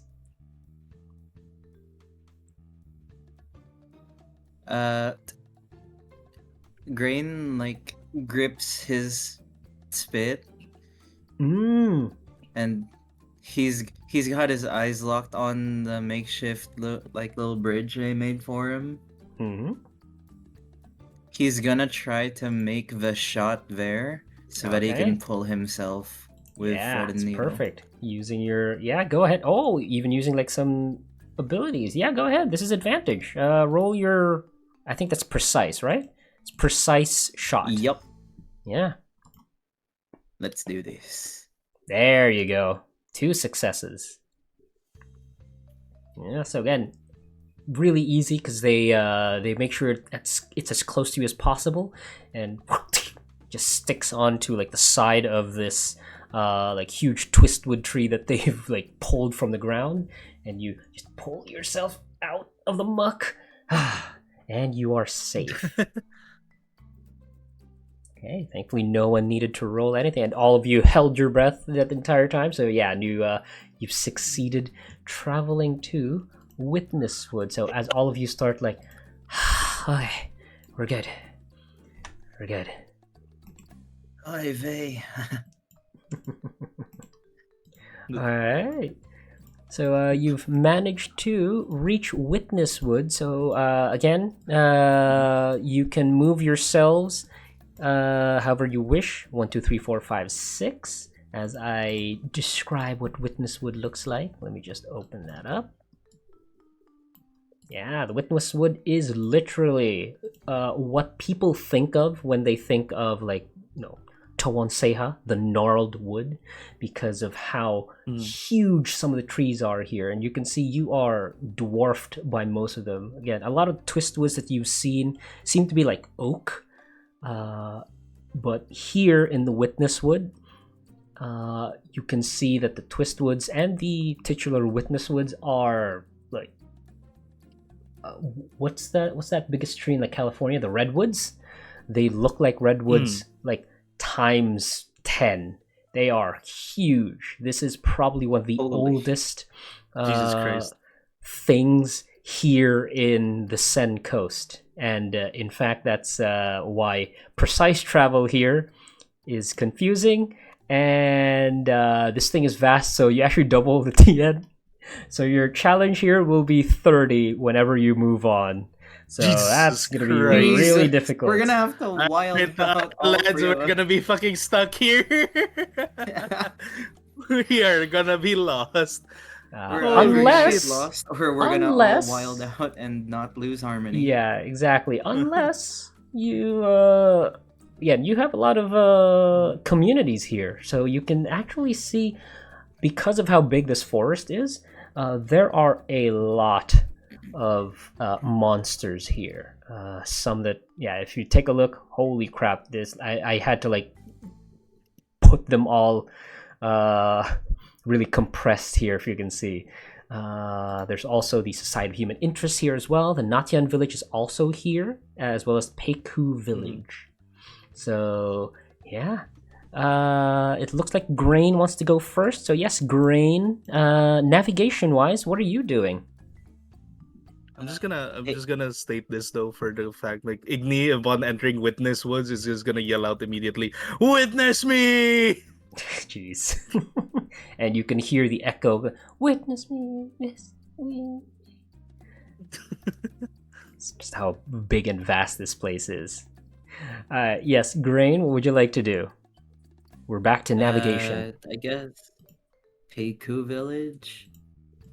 Okay, and what specifically are you going to be looking for with Peiku Village? So Peiku Village, I think you would know this as well. I'll say that a lot of the knowledge about the different villages you would know. Peiku Village are essentially kind of like engineers, and they are well known for what do you call this? Like just inventions. So they are the like the gadgeteers of the Sen Coast. And we'll say that the Peiku village. Okay, I think Alice didn't meet this guy because someone else met him. But there is a what looks to be the best way I can describe it is there's a ninja here, with like the fishnet like chainmail looking thing, like armor. He even has like a mask with him that he's kept like on the side of his like head. Gaiden? No. He's. I'll show you the picture later once he introduces himself. But yeah, no, you can tell this guy is. Yeah, he has like what looks to be like a winch on his back, and sort of similar to like what Wirebun has, but it's not arc steel.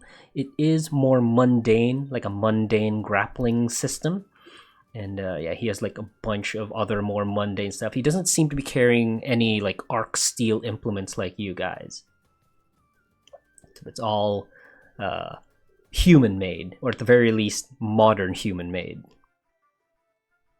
Okay, so how do you approach this man as he seems to just be like kind of contemplating right next to like a tree? He's looking directly at a tree, not saying anything. Yeah, so how you approach him, Grain? Grain's gonna be like a little bastard.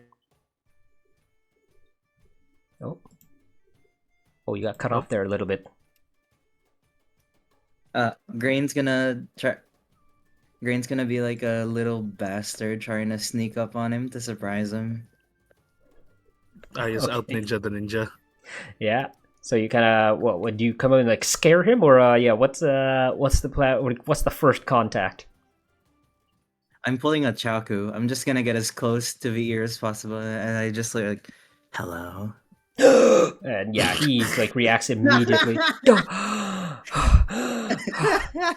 And he almost pulls out what looks to be a. It's not a spit. It literally is just like a harpoon, kind of like spear. Beside him, like, goodness, you Wilders. And says, "Wait, the laughing is in character as well." Yeah, it's just like, why do you always do this? You Wilders are always like, what do you want? We're trying to look for safe passage through the woods. I was wondering if you knew any, since you seem to know these trees a lot by how you stare at them, I think. One can never know the trees or nature. I'm here hunting.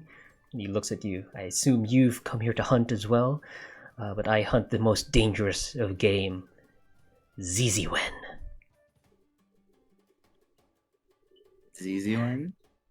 Yes. Isn't that the... Yes, it is the mosquito creatures.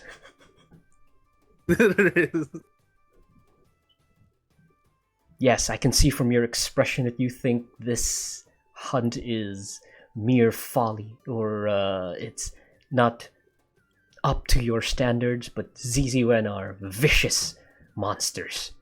Must be eradicated, and I shall... To each their own. Yes, and I shall hunt one down even if it costs my life. I am Win Randon.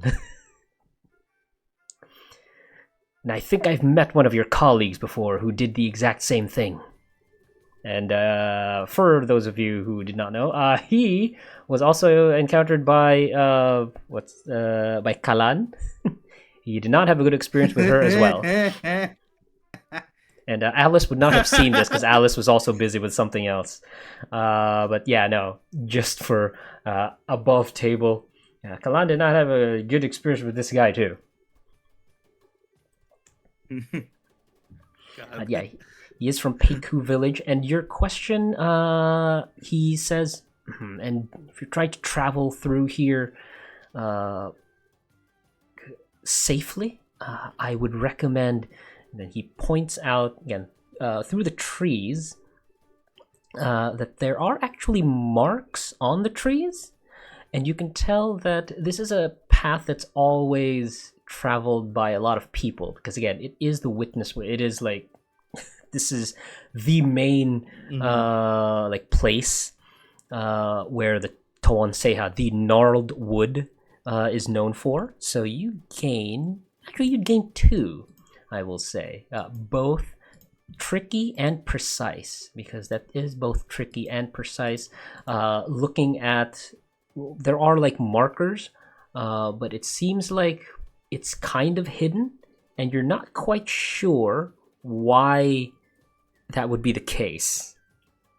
But it seems like they want the markings on here are here to obviously guide people, but guide a specific group of people and kind of exclude another one. But you don't know who they're excluding. So yeah, so those tracks are quite precise, but also very tricky to like kind of figure out if you don't know what you're looking for. And he points out that this we usually leave this for ourselves, but you look. Aside from your little prank there, I think I can trust you. Grain's eyes blink one at a time before he just smiles wide. Thank you. He once again does the he continues to brood while looking at the trees once again.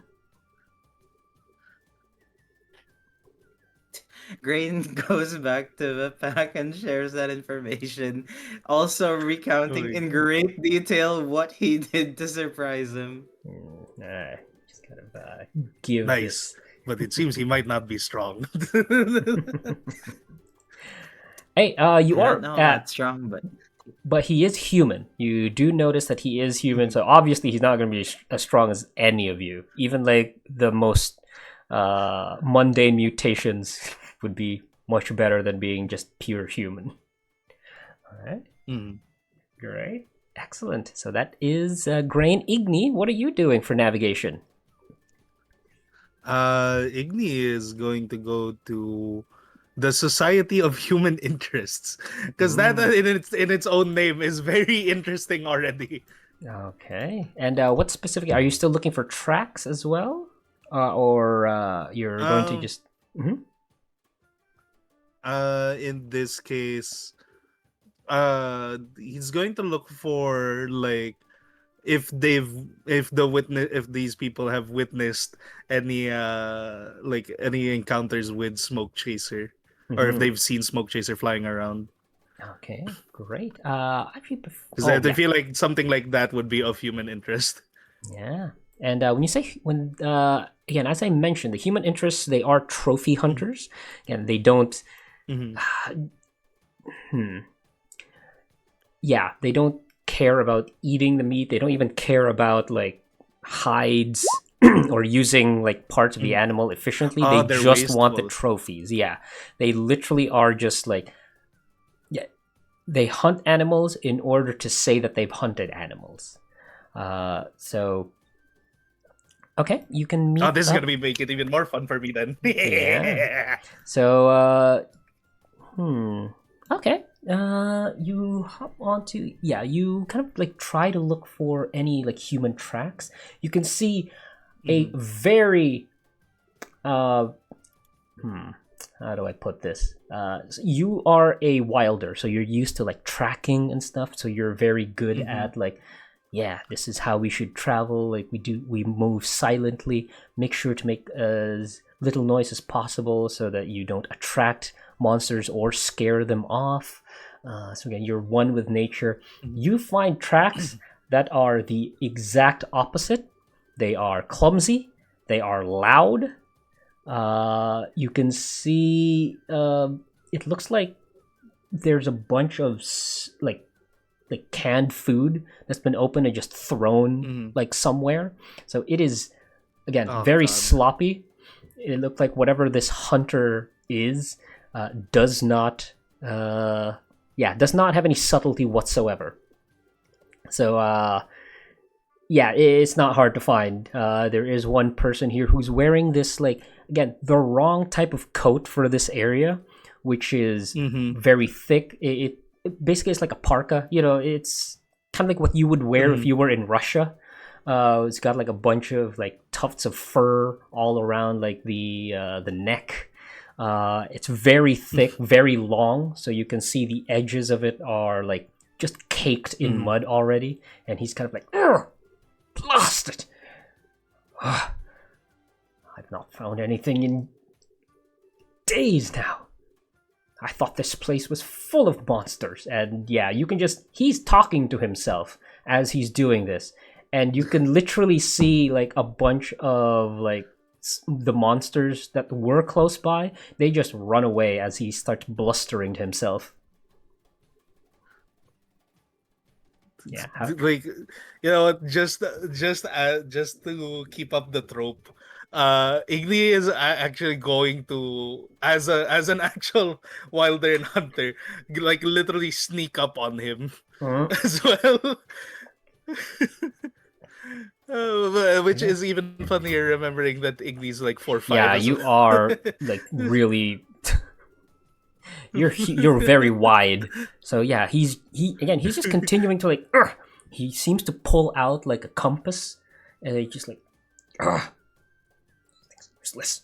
He's kind of just keeps grumbling to himself as you kind of sneak by. You're as like. Soon as like. Yeah. Go ahead. Yeah, as soon as Igni gets close by, he's going to like lean in to look at the compass as well. Like they're gonna like try to see how long it takes for the guy to register that there's also another person looking.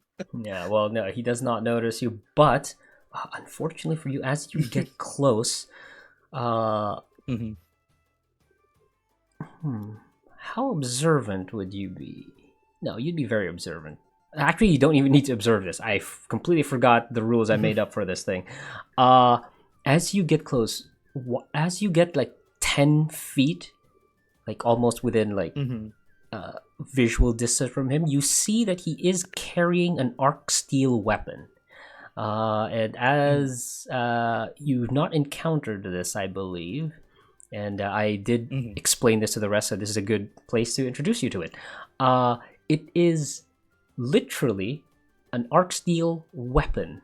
It is not a tool, much like your mitts, which can be used for, you know, cooking as well as fighting, or Grain's spit that can be used to kind of, you know, place food on it and safely get it roasted or whatever, or Kalan's frying pan that can also be used as a shield. No, this thing that he has is literally a weapon. It is a hunting rifle that's made entirely out of arc steel. And the moment you clock it, you're like mischievously going to scare him, kind of like how Grain was scaring the other guy. But Grain, when Shaku, you, but when you see this thing, something deep within you, the monstrous part of you, bristles and is, for lack of a better term, afraid. What's the fear response for Igni? What does that look like? Is it fight? Is it flight? Freeze? In Igni's case, it's fight. His response to fear is to fight, especially with how he's been.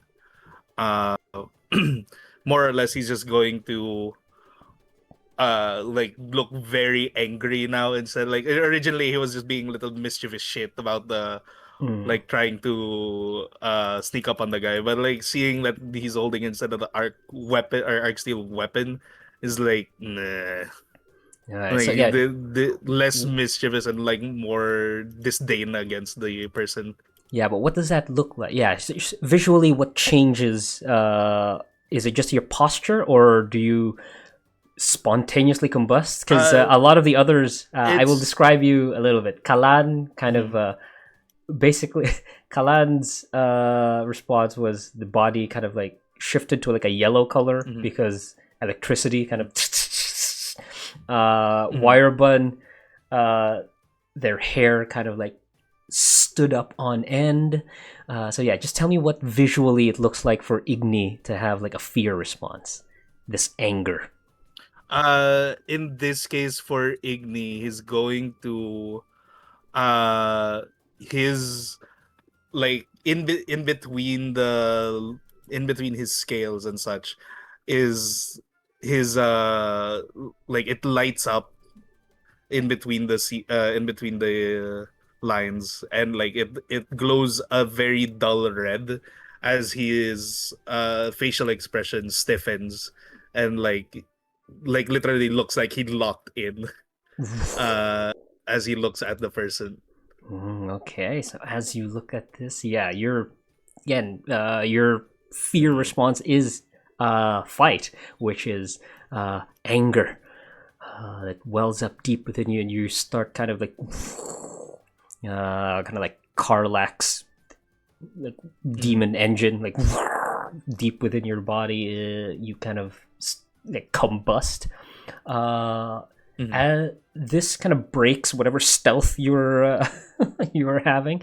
As this person hears it, looks behind him, and oh, what ho, good chap! Hello, fellow hunter. He actually stretches his hand out like- towards you. As he reaches out his hand, uh Igni will slap it away. Is like, you're no hunter. Oh, I terribly sorry, good chap. He kind of like puts down his weapon. He kind of haphazardly tries to cover it with leaves. I do apologize.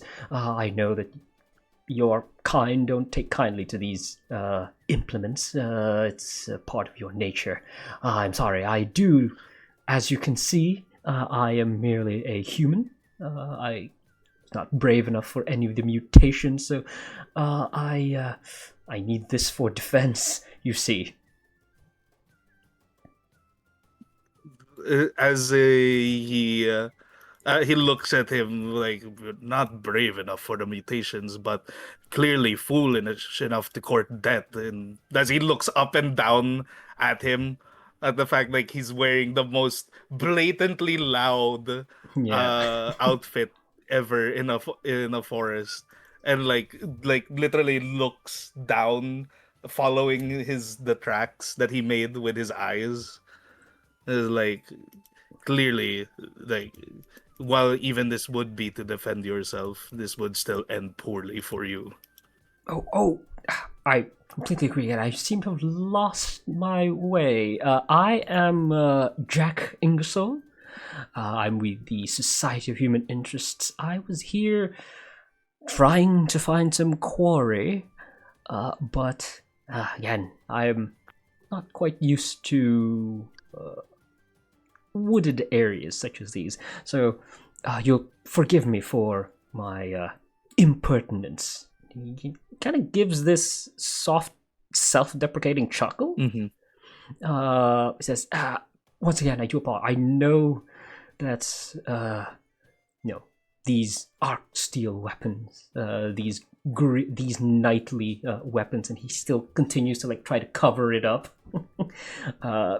Does something to kicking up the leaves. Yeah, it does something to you, wilder folk, and I do apologize. It is not in my nature to insult or demean any other hunter.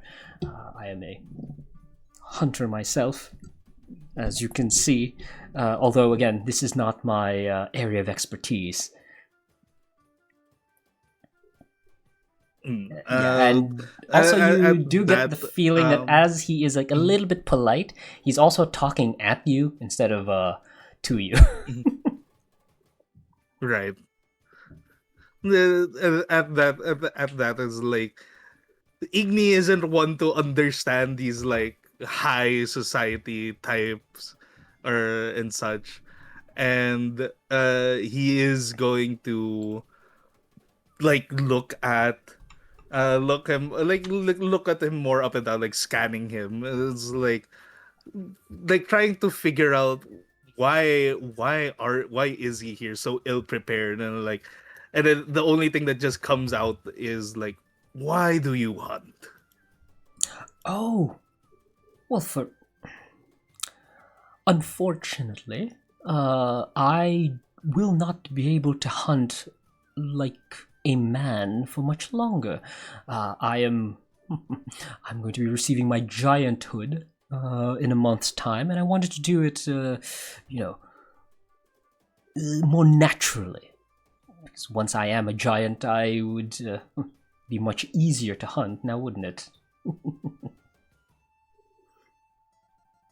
And this okay, as a player I'm confused. Yep. I am like what does it mean that he is trying to get Okay. gianthood and such? So again, the people in the As a Society of player Human... and as Igni. Yes. So just to explain the world as well,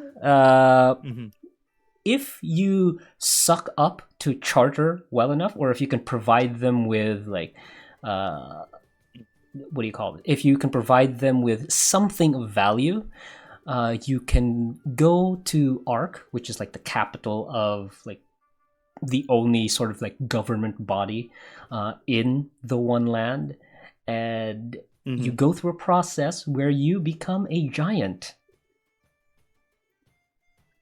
And only those that Ark or the Charter considers like useful gain this privilege.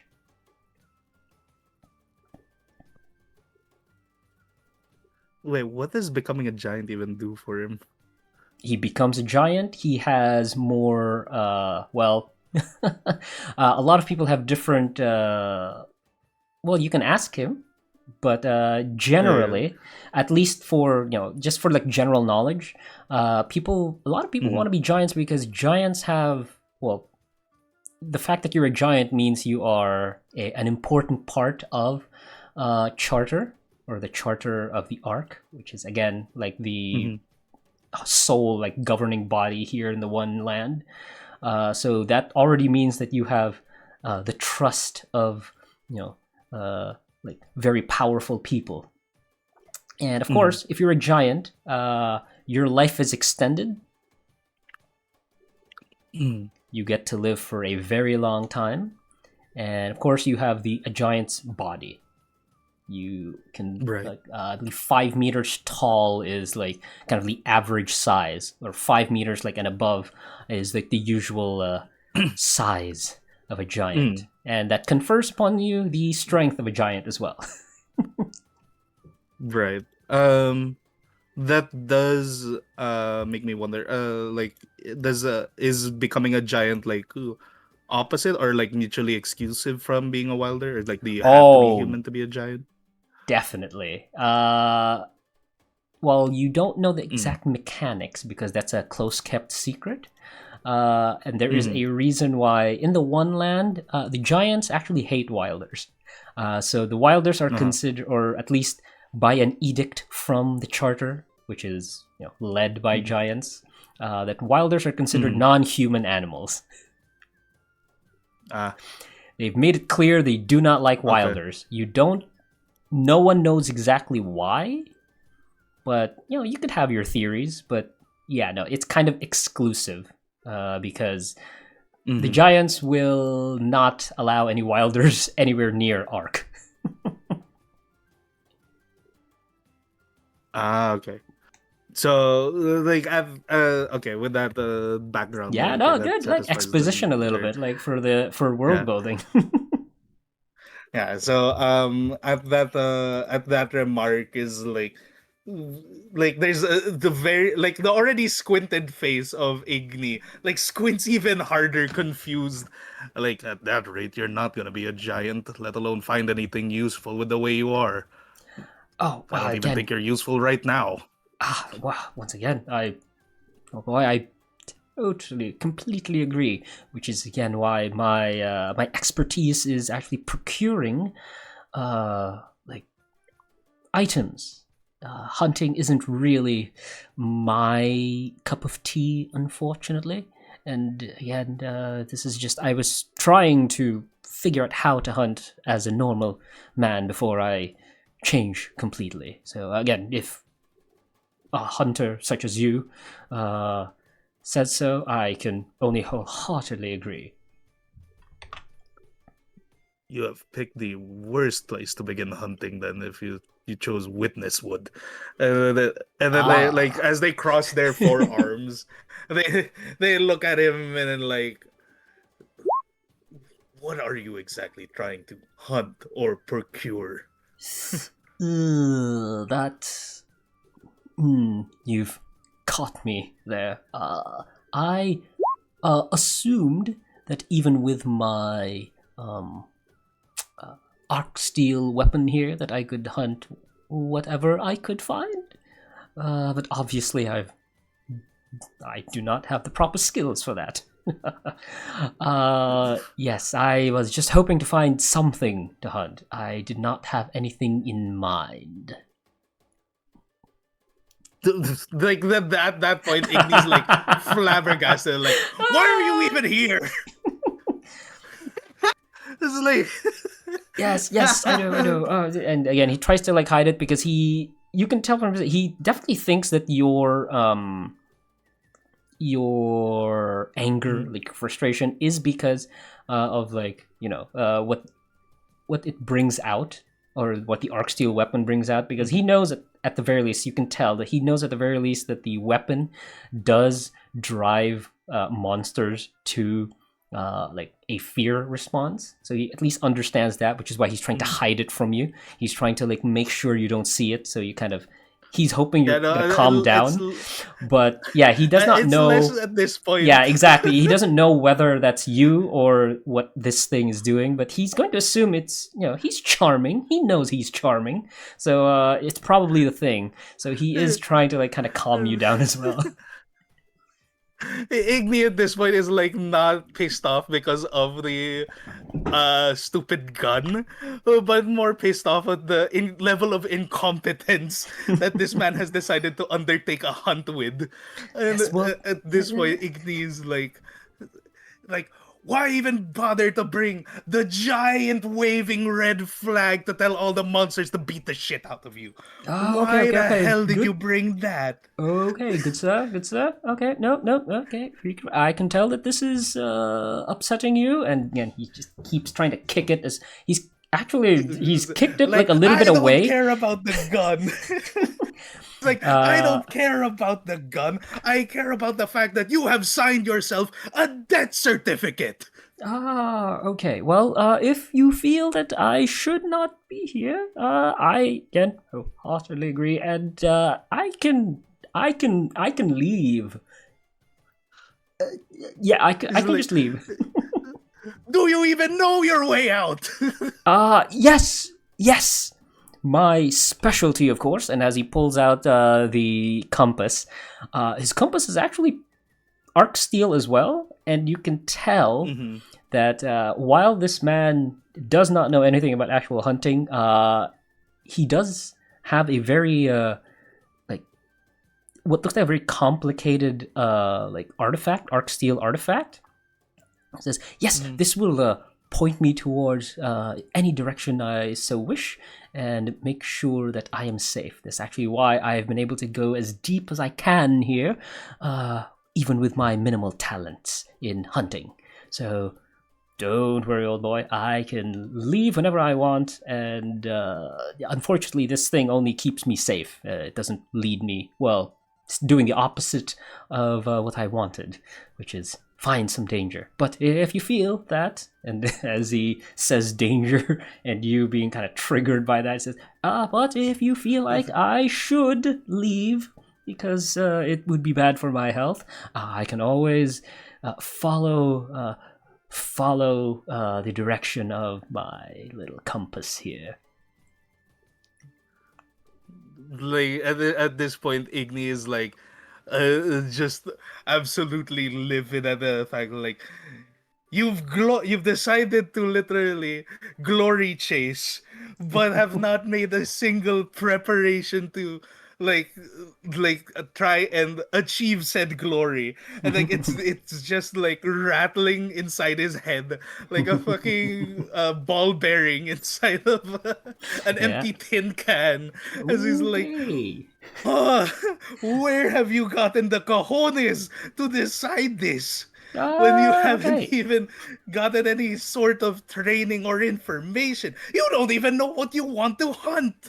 Yeah. Oh, well, again, I can tell this was ill-advised, dear hunter. And so upon your advice, I shall take my leave if you will allow me. Go home. And Literally, go he- home and keep yourself safe. Like, he this is why we picks- have bad rep. Yeah, he picks up his arc steel rifle and he like looks at his again this like arc steel compass that he has. He actually pulls out like something else as well. It looks like a whistle of some sort, and he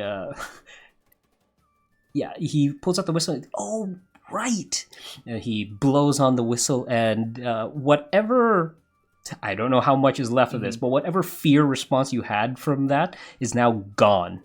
And he actually did have a whistle that could negate the effects of his rifle. So I don't know how much of your anger is still there. But whatever supernatural thing was happening with the weapon, it's gone now. Immediately as the like the feral part of it dissipates, he's like, he tilts his head and is like, incompetent. Okay, and he definitely runs away. Again, just looking at his compass, he trips over like a vine of some sort. Like, and you can actually see here. You can see what looks like a vine that is very familiar to you. Hold on, let me just pull that out because again, he didn't find it. You found it because of him, because of his like running away. Where is that? Oh, there it is. Sugar vine. Goofy escape. Okay. Fucking Christ. Yeah, and he again runs away, and I will say because the way he's running, and you can see that you know, aside from like tripping because he was right next to you, and he kind of looked back real quick. He looks at while he's looking at his compass, he navigates this thing, or he navigates through the witness wood with like. With so much precision, even without looking up. If he's just following the compass, he is safe. He runs through like full dash action basically without like hitting any of the branches. So I'll say you gain like the swift from that as well. Way to travel. Like Igni like decide like he's like trying to grab one of the sugar vine at this point, like over the fact that like after watching the guy trip over it, and he's like, I think I'll just grab this sugar vine, why not?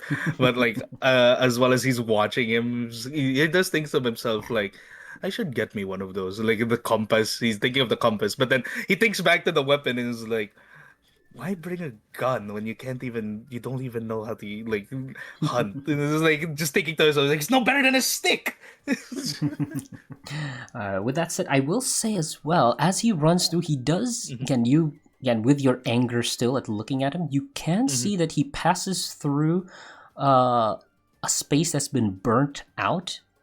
We'll say that it's a very large. Again, in this place, the clearing. This clearing is very large and obviously kind of like a burnt out area, which is again another. Basically, it's fresh Is it the void tracks. of a tree? Yes, basically there is a space here that's like just that's definitely open weird. field. Yeah, this is fresh tracks from what do you call this? From Smokechaser as well. So he has been here literally just like maybe 3 hours, and it looks like it's heading north towards the Wallowing Grounds. So you are literally like 3 or 4 hours behind Smokechaser right now. Okay, and you can once again, all three of you theoretically. We'll do this at the same time. So basically, you find this, and we'll say once you've all gathered, you can all ask your questions because that will help with your fight. But yeah, you find this place already. Alice, it is your turn. If you're already back, are you back? Yeah. Is Alice back? Okay, Alice. Alice? There we go. Oh, No, I don't hear Alice. Zia? Oh, okay. I think they're BRBing, but okay, so they're not back yet. All right, great. No they problem. did cucumber, so they did a quick toilet break. Yeah. All right, great. So let me get rid of Jack Ingersoll here. We'll say that we'll do the thing for Alice later, but for now, Grain and Igni, you're here. You can ask again. I posted this on our lounge chat here. You can ask any question you wish, mechanically or narratively. Oh wait, nope. Alice is already back. Get that question ready in your head as Alice. Okay, Alice. After, I don't know how much you got of that, but it was a thing that happened. So, what are you doing for navigation? Igni just found some fresh tracks, like really fresh, like maybe 3 or 4 hours fresh tracks. So. Smokechaser is in the Wallowing Woods, it feels like. At least that's what the tracks determine. So what are you doing? Wallowing Grounds? Yes, directly north of Witness Wood.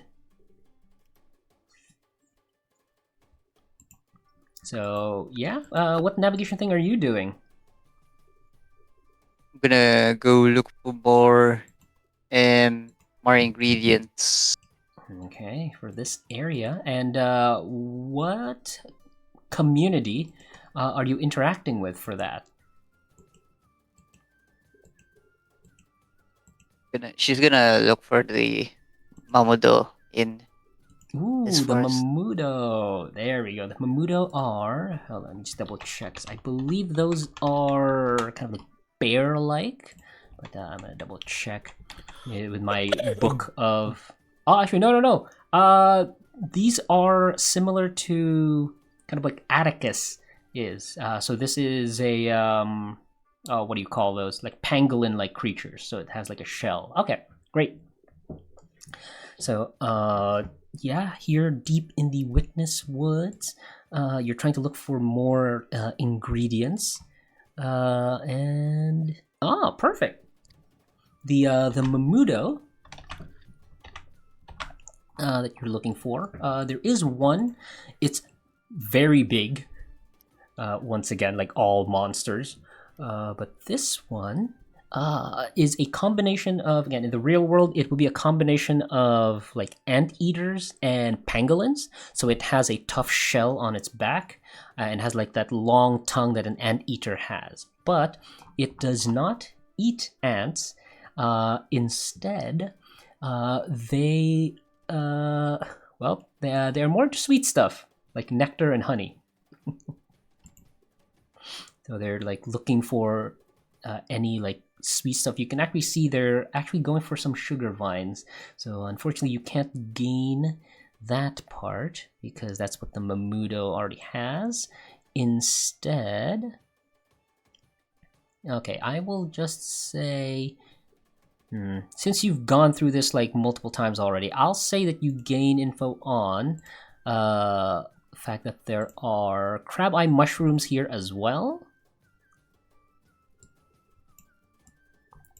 And as the Mamudo tries to find more like sweet stuff, you also notice a bunch of wild Lapunis just jumping out of the way because of this huge lumbering like armored creature, and they're kind of scared of it. So those are the two ingredients that you're able to like find. So yeah, again, with your just like observation, kind of blending into the trees, you can see the Mamudo got it's very slow. And it's like, yeah, it finds like some flowers, sucks the nectar out of it, and continues to find more.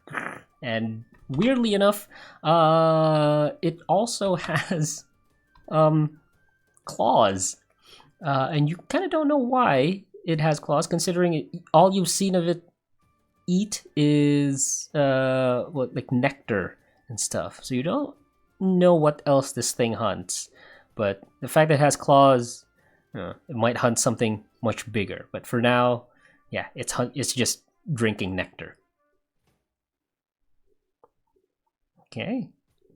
So with that said, I will say you all kind of converge as Igni finds the fresh tracks, and you guys can all ask one question regarding your quarry. So once again, I posted it in our lounge chat, but I can post that here in Roll20 as well. And you can all ask one by one. We'll start with Grain. Yeah, what mechanical or narrative question would you like to ask about the monster?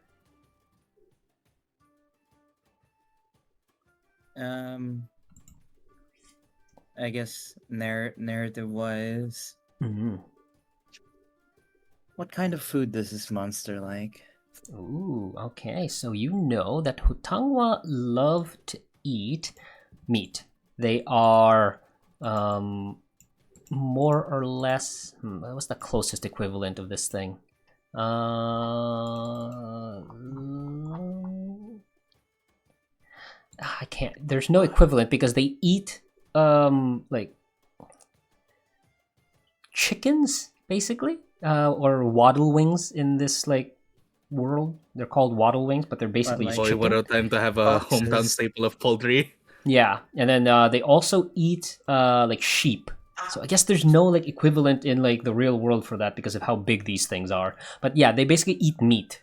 Their favorite food are waddle wings and wild Wuda. Cool. And We have a like way to other figure it out flying now. monsters that are like smaller than them. So yeah, they're definitely they're known as obligate carnivores. Mm. Yeah. Okay. Okay. Excellent. Next, Igni, what would you like to ask?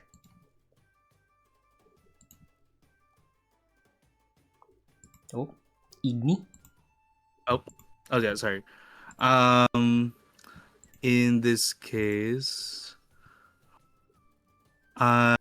Igni, I'm going to ask, what style does the monster favor? Perfect. Let me pull up its character sheet actually, so I can tell. It favors swift. Oh, It is fast. Yeah, you know, the fact that this is hard to kind of catch as well, even though it's like a huge bird, is because of how fast it is. And you can tell, yeah, like most birds of prey, this thing moves quickly. Okay, great. And lastly, Alice, what would you like to ask? Yeah. And again, mechanically, you can ask whatever you want. Those are just examples. So yeah, if there's any like mechanics questions, I can steer you towards like what's appropriate or not. But yeah, you can ask either mechanics or narrative stuff. Up to you. Does it have a known trait? Ah, okay. This is gonna be very like obvious, so I guess I'll ask you if it's okay with you. You do know this thing can fly, and its fly is 3. It's got flying 3. It flies really fast.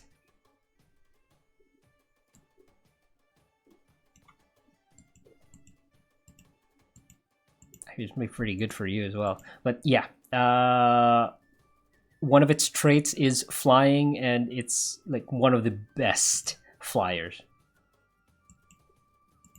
Okay. I think that should be it. Yeah, so you know for a fact it is in the Wallowing Grounds, which is literally the next area over. So, yeah, after you're done with your navigation, foraging, do you guys want to forage, or do you want to, like, move on already? I think in this case we'll just move on, considering we still want to keep the touch me not just in case. Yeah, that's true. And I also have to Wait, start cooking dinner forage in a doesn't bit. mean you need to Oh. cook. You can still forage Oh. for stuff whilst, yeah, basically you just fill out your pantry if you want. Oh, okay. Okay, Yeah. in that case, then I guess there's no harm in Yeah, there's no harm foraging in, like, more. yeah, foraging for more. It's What's just, that ingredient in Mighty? that is sugar vine. Basically, Sugar vine. yeah, because it's basically just, I just say that you can convert it immediately to like the sugar. It's a vine that, Oh my- yeah, it immediately you can powder it into like sugar. Okay, let's get that and mix it with the nectar to basically make like artificial honey. All right, so Grain, you get Very started then with your, yeah, with a search, and which you're going for the sugar vine. So yeah, Mighty and then search. Okay, let's do this. One in Mighty and 2 in Search. Oh, are you sure? Because you could like choose something else, something that you're more familiar with.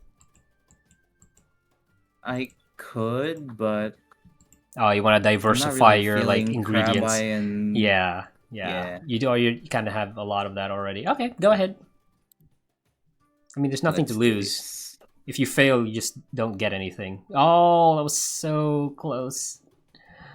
Unfortunately, even with your +2, you can't add it to that. So, no, you're trying to find some sugar vines, but all you find are regular vines. And as you bring that up to They're Igni, too high up. I'm too much of a little guy. yeah, unfortunately, all you find are like regular vines. All right, Igni, how about you? What are you foraging for? Fuck. I'm thinking like I want to grab some lapuri, and then like I'm seeing, oh shit, it's tricky, right? I think Yes. in this case I'll just keep it safe and go for sugar vine. Okay, great. You are the one who discovered it, technically. Ooh. Ugh.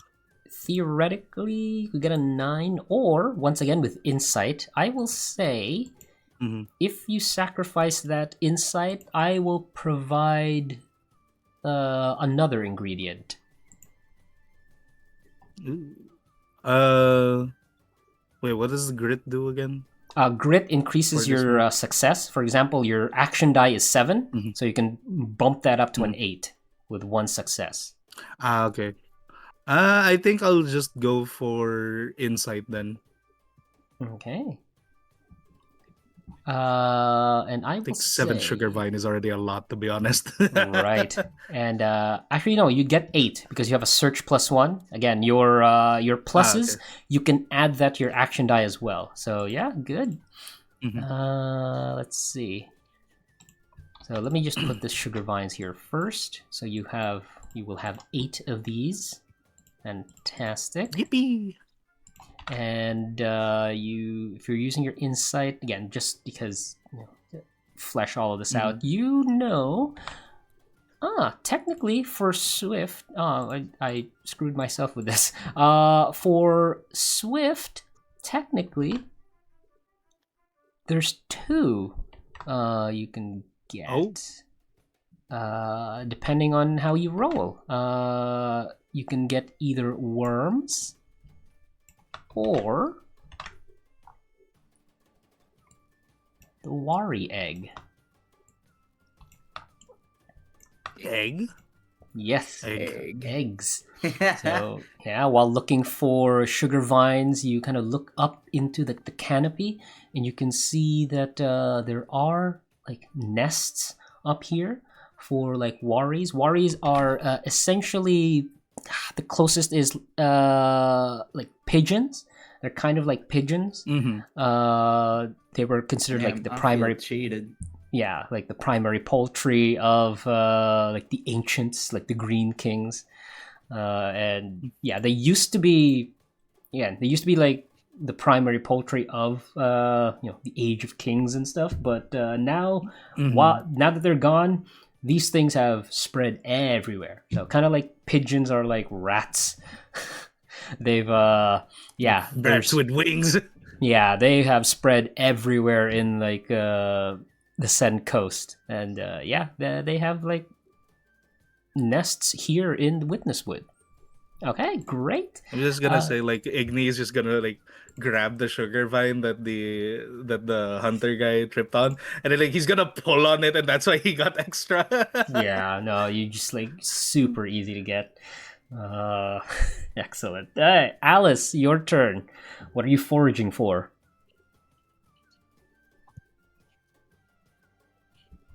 I was still thinking, but Yeah.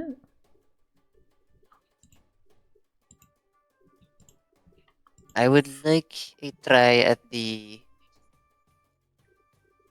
divine things. The sugar vines. Okay, yeah, you're all hopped up on sugar vines because I think that's the most, I guess, technically rare here in this area. So yeah, go ahead. Another mighty. But I do need to remind you, Really? sugar vines are seasoning. You only need to use one of them in your meal, and you already have 8, so entirely up to you if you want to get more of that still. Okay. No. I just I saw thought we should the just get 8. more anyways. Yeah, there are 8. Yeah, because So, Igni found 8 servings. What does the vine do again? Oh, that's the sugar vine. It is a seasoning, and if the meal restores 4 plus stamina, you gain 1 climbing. Ah.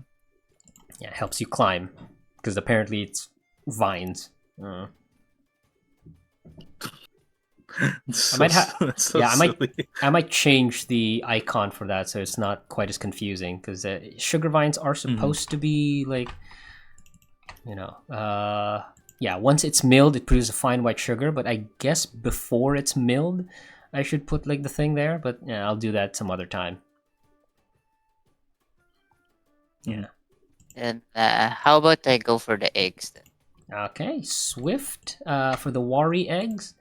I will say if you're doing Swift, in order to this is kind of above table technically mechanics. In order to get Wari eggs, you will need to roll an action die of 5 or more. There we go. If your action die is 4, like 1, 2, 3, or 4, then you get the worms instead. But if you roll 5 and above, you get the Wari eggs. Oh, so basically, if you get a flat out success. Yes. No, not flat out success. okay. Action die. Your Oh. D8. Oh, so the number of die has to. Oh, okay, the D8. Yeah, the D8. You still need to hit a 5. Okay, so the result. Yeah, it's the result. Okay. Yeah, that matters. It's a swift and search. Yes, Swift Search. Well, one swift and one search. Let's go. Oh my god! Boom, baby. Jesus Boom, Christ, that was like baby. the best. You rolled max on your D6 and max on your D8. What the hell is that? Technically, you can get 9 of these things. Let's go. Jesus. Okay, wow. You're just hopped up on... One in a million. Yeah, you can also. By the way, don't forget all of these ingredients. They're persistent. So theoretically, you could keep this back at your den as well once you're done. So yeah, no, you have Hell a yeah. lot in your pantry. Again, I definitely need to like expand your pantry do you think here. we can hatch? Do you think we can hatch some of those eggs, and then that way we can keep a Yeah, you can set keep of eggs each time? that Okay. exactly. Probably, yeah. That is a project I will encourage you to explore. But for now, all you have are eggs. So you have a bunch of we're worry gonna have to eggs. build a coop in the garden. Yeah, build a hatchery. Okay, I mean, great. Hell technically, yeah. that would be perfect because like it keeps the pests. They eat the pests for the garden, and then basically, Or they could be the for pests. Igni's brain actually thinking, since it's food related. Excellent. Whatever Okay. they poop, Grain's gonna use as like manure. I don't think you use bird poop for like fertilizer. I don't know if bird poop is good for fertilizers. But the worries could be, because it is their own world, so we'll see. But for Yeah, no, now, good manure would be like poop and eggshells, so they'd yes. be helpful Okay. anyway. Yeah, I guess that would be great. Well, we'll see if you can make a hatchery for yourselves. But for now, if you're not going to cook, we shall move on to the wallowing grounds. So all of you, once again, will follow this here. Grain, boy. Igni, Alice. Oh, You need to oh hit goodness, a it's time 30. to get third. Fuck. It's just flat out fuck. Fuck. So you There's three can. of us. I don't think we're making 30. Well, you'd have to go wild in order to do this, or you can accept the fact that you won't succeed. And Table question. yes, What does the what happens if we have zero harmony? you all become discordant, which is one of the stats or the conditions that you see there. There's one called discordant, and discordant gives you disadvantage on all tests. No, we don't like that. No. Mm-hmm. No, We'll we do take not it. like that. We should take it. I suggest we take it. You can technically I was just. gonna say. I will like a just say plea you deal. can take it on the chin and just say we're not gonna reach this, so we're not gonna go wild or anything. So Yeah, yes, I would say that. we'll Yeah, take the you. plea deal. Yeah. So We'll take the plea. that does mean that you would have to choose something other than mighty, because theoretically, I don't think we need to have you roll for this, but we'll say that your navigation here should not choose mighty, because if you did choose mighty, this is not a safe way to travel.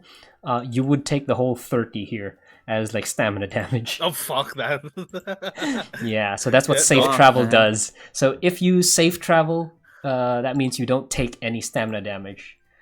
So we'll say that you guys understand being aggressive here in the in Witnesswood is not good for you. So instead, I will say, yeah, I'm just gonna take over real quick because Actually, I think just you're. because I want to try it, Mhm. just because I have the balls, I will attempt to see what a swift travel will do. Oh yeah. Oh, you guys Yeah, can just same. like just roll for for shits and See if giggles. we get lucky. You know? Yeah. Who knows? Oh my god, you would have succeeded. Yeah, go ahead. You guys, each of you roll. That would not have succeeded, but that was it. That would have been a critical success. That would have been great. How about you, Grain? Give it a try. Give it a swift travel. Oh, No, yeah, just hold like on. a. Yeah. No, I wanted to see what would happen if I went wild. Okay. Again, If this you is just a fail, test. Yeah, I'm minus not. one harmony. No. I'm not going to. I'm not going to Uh, like. This is just a test because I think we've all decided.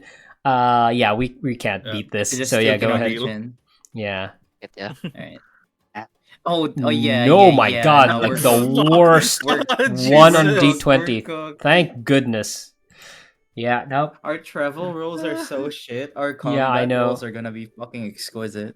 Yeah, hopefully. But yeah, I will say that yeah, you all try to travel here swiftly, and again, you're using some of the what do you call this? Like the trail markers. Oh, that would have been much better. Yeah, exactly. Like the trail markers that I mentioned were like left behind specifically for. And now that you're looking at this, they are specifically for people who are like actually local.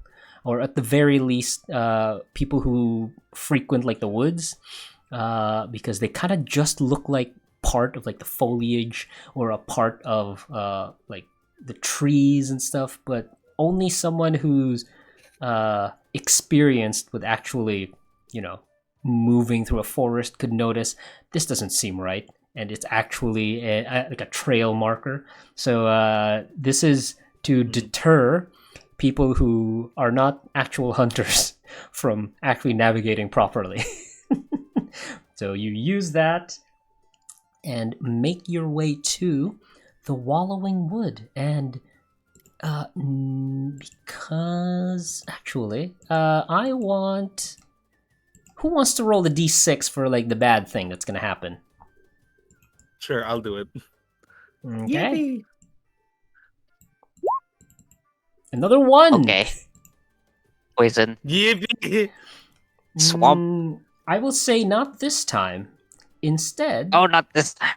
nope. Instead, what I will say is, as you all travel through the Witness Wood, again, vines just kind of covering your face. There's like the huge twistwood trees. It takes so long for you to get through like the other side. You've already lost your way once you get to the other side of this thing. Like how thick. He's gonna go like, I wish I stole that man's compass. Yeah, that would have helped. That would be an arc steel relic that would be very useful for you, or arc steel artifact. But again, passing through the Witness Wood, you feel like you've been going for like hours as you pass through. This is the most lost, technically, that you guys have been. This is not a thing that usually happens, especially with wilders. And you're like, God, where the heck are we? And all I see Good are question. trees. yes, all you do see are trees. Trees, infinite trees. Yeah. Summer's gonna end. Let's say as you do that, I'm gonna roll. I want you guys to just look at this. I'm gonna roll a D100, and we'll see. Mm-hmm. Oh, I'm very good at rolling D100s apparently, because I usually can't roll for shit. Again, it takes you hours to reach the Wallowing Grounds until you finally see. Oh my god, we're finally out, and you can see this entire like place, which is. There's still a canopy, but the ground is very muddy. And walking through this, you can see a bunch of creatures that live here that love to wallow in like mud. And there is like a Mamudo here, just like kind of rolling around in mud, like tanpos. There's like root crabs that aren't even hiding, that are like rooting around in the mud. So this place, the Wallowing Grounds, much as its namesake is, it's for when creatures are like, when there's too much heat. This is where they kind of cool down and cover themselves in mud in order to like save them from the heat, because summer has arrived. And the summer sun is actually beaming down through this like canopy of the Twistwoods. And as you move through, I will say, because of your role there, usually what happens when you if you have tracks, you get the jump on your quarry.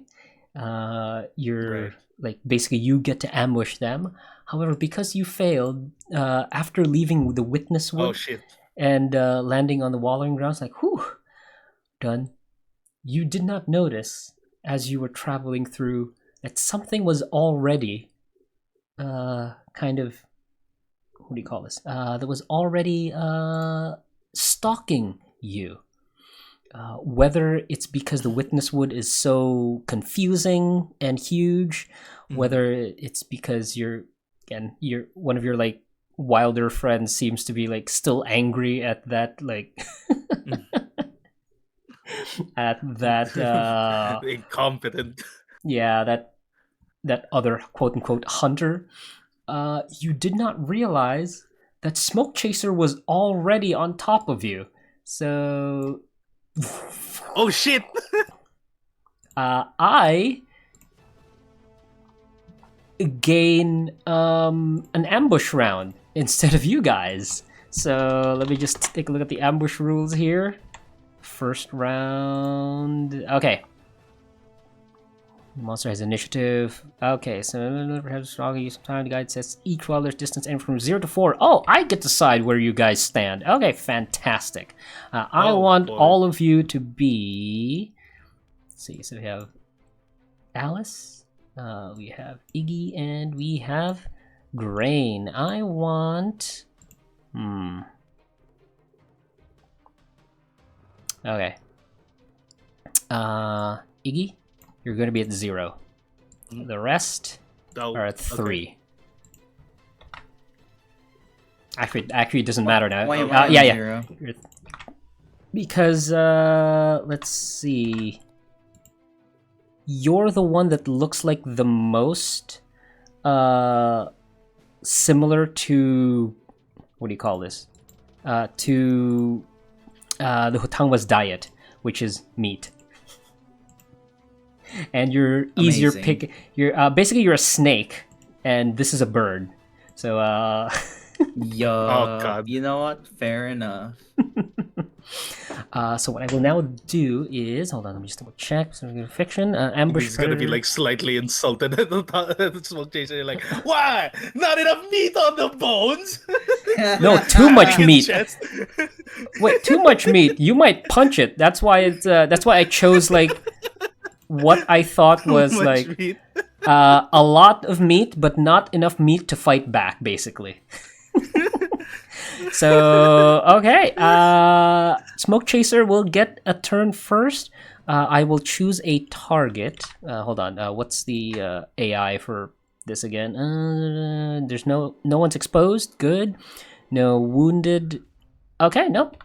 No one. I get to choose. So yeah, you are now the target of Smokechaser here, Grain. I will put the eye on you. So I you think are it likes me. and I I will think that's a take good Oh, it idea. definitely likes you. 3 actions. So, okay, the first thing it does. Let's see. Oh, hold on. Let me just open up the handouts for the hunt here so you guys can remember what you can and can't do. Yeah, no, it's gonna. From above the canopy, it surges down. It does a dive bomb using its talons to try to catch you. So it will attack with its talons here, which is Swift Strike. Okay, Swift Strike. Obviously, it's going to go wild. This will be its first action. Why did it not roll? Oh, wait, hold on. There we go. Okay, just I can't help but think of like the whistle, a bird, like the sound of a whistling bird just going down. like that. Yeah. But that's that's more of like a hawk. So I didn't want to use it. I can only do like a hawk-ish kind of sound, like.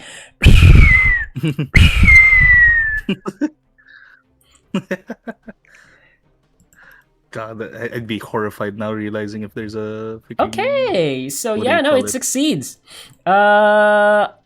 Unfortunately, Touch me not.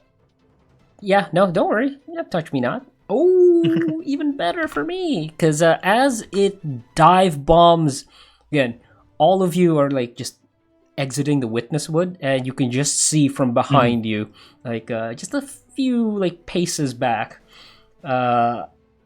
Grain just gets swooped. It's grabbed by Smokechaser's talons, and hold on, let me see. It's a little quick thing here. It will then use. It will use one of its swift successes. Wait, before that, take. Wait, swift is well, shoot. Sorry, I've forgotten the rules. I need to open it up again.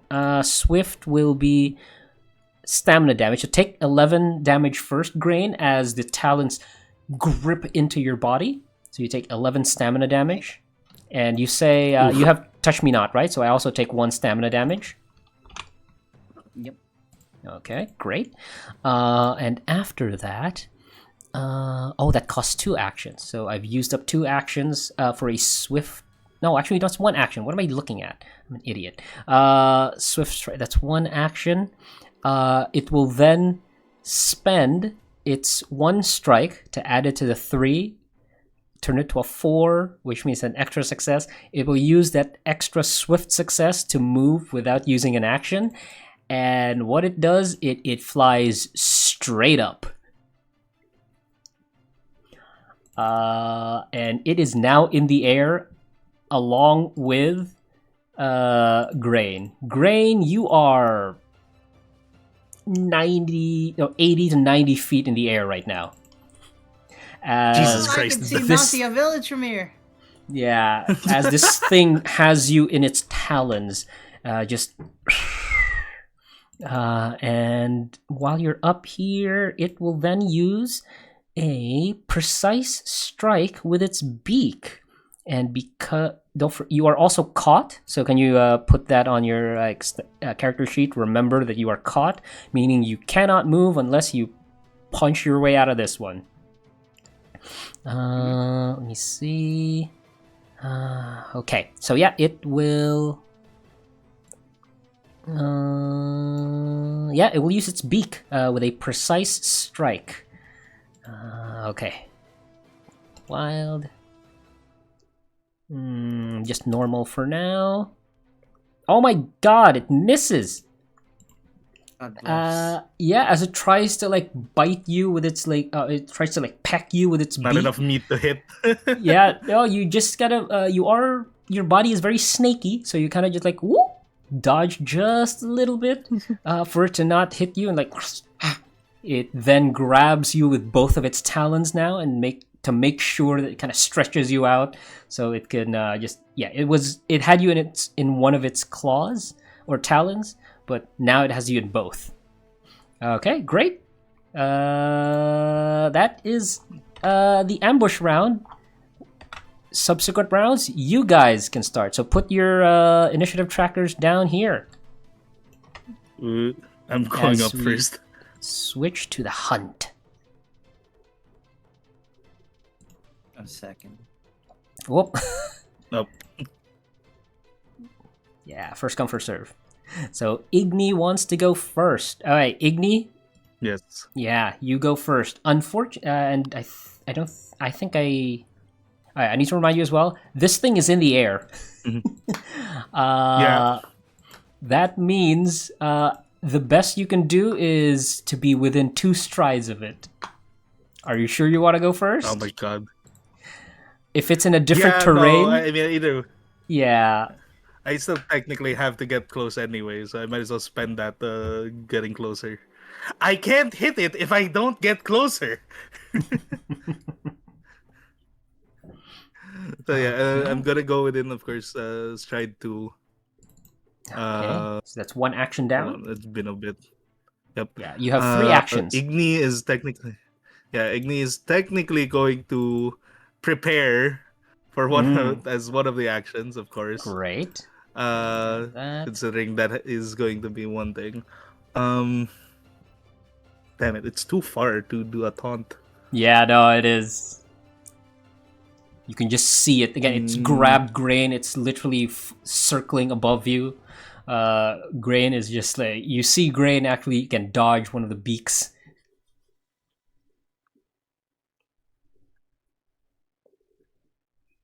It's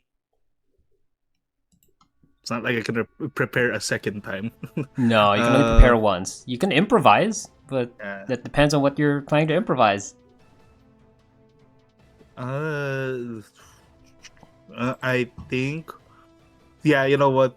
The main thing that I'm going to have to improvise is probably a lasso. Oh, unfortunately, yeah. Too bad you don't have your thing here. I will say you'd probably need to do a precise search if you want to find some boy. way to navigate, because there is still a canopy here of trees. So theoretically, if you Yeah, could climb, you could. But yeah, go ahead. Roll a. Actually, wait.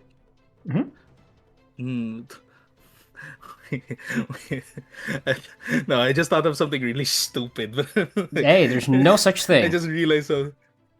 Okay, well, all right. Well, you'll have to stop me if it is a bit too stupid. Mhm. But basically, how tall are the trees around here? Very tall. Theoretically, yeah, no. Some of the trees are technically taller than where Smokechaser is flying. So if you want, if you're thinking of climbing a tree so you can get closer, I'd allow it. No, no, no. Less so of climbing, more so grabbing a tree to swat the hangwa out of the sky. Yeah, I would. Again, I'd allow you to pick up a tree. So use a mighty grab. And depending on how much of your action die it is, then that's kind of Succeed. how long the thing will be. So if you wild, Alright. yeah. But the thing is, you'd need it to be really tall. So unless it's what did I say? I said 80, right? 80 feet high. Yeah, Okay. the 80, 90, something like Yeah, so it's basically the length of the tree will be based on your action die times 10 in feet. that. Okay. All right. Let's focus up. Oh God, I don't want to fail this with a go wild, so I'll just stick to focus up in this case.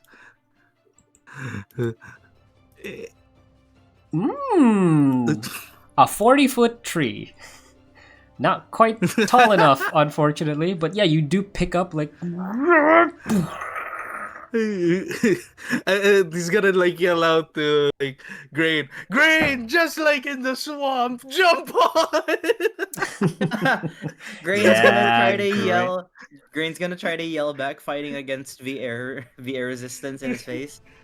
It's like, are you ready to fly a kite? Excellent. Okay, great. That will then be my turn, and I will just. Yeah, I will use a short turn for now. And let's see. I cannot do. I was about to say like you technically already used the full. Oh wait, no, that's because of the No, that was an right? ambush round. Yeah, I still have a full turn, Right. buddy. Don't worry. I will then say, oh, I'll just prepare for now, because yeah, again, so the preparation will be again to just hold grain by both ends instead of just on one, to make sure that I can actually hit with a precise strike. So yeah, I will just be preparing. Your guys' turn. Grain, what are you doing? As you can see, this thing is ready to kind of peck you to death. Do I have enough wiggle room to use my arms? I would say if you're caught, theoretically you can still attack even if you're caught. So yeah, I'd allow it. Here, let me just double check the rules. Okay. Creature bar sees you. 0, you can't move. Yeah, no, nothing says anything about. Oh, it says you gain disadvantage on all tests. So you do gain disadvantage, but yeah, you can still attack. Ah, jeez. No, see, what I want to do is the thread that's attached to the spit. I want to tie one. I want to tie it to one of the talons, and try to aim the spit at the tree that. Oh, Oh my God, are we gonna paddle? That's Are we gonna little- fucking paddle ball it? that's a little bit of an improvised thing. That's still disadvantage. I would allow it. Yeah, why not? Disadvantage. But I'll allow you to do that. I will say I love how Looney Tunes this system is. Yeah, again, yeah. I love the freedom, I'll be honest. Disadvantage. Disadvantage I'm not on that's actually, yeah, that's multiple actions though. Okay, so you have multiple actions. So if you're tying stuff up, that's a craft. So you need to do a tricky craft for that. That's the case because you're being Okay. like, yeah. So roll tricky craft first in order to tie that like the rope onto the talon, and we'll see if that Godly. even succeeds. Ah, it succeeds just barely. All right. So you just get one of your arms Part free. one of the plan. Well, actually, no, not one of your arms free. Because one of its talons is in your like shoulder, like your chest, basically, and the other one is like grabbing your legs. So yeah, no, your arms are technically free. So yeah, you wrap it on one of the sharp talons on Smokechaser. Okay, and if you're planning to like hit whatever tree is currently free, yeah, go ahead, roll a precise shot for me again with disadvantage. Yup. I'm aiming at the tree that Igni's trying to bat at the fucking thing.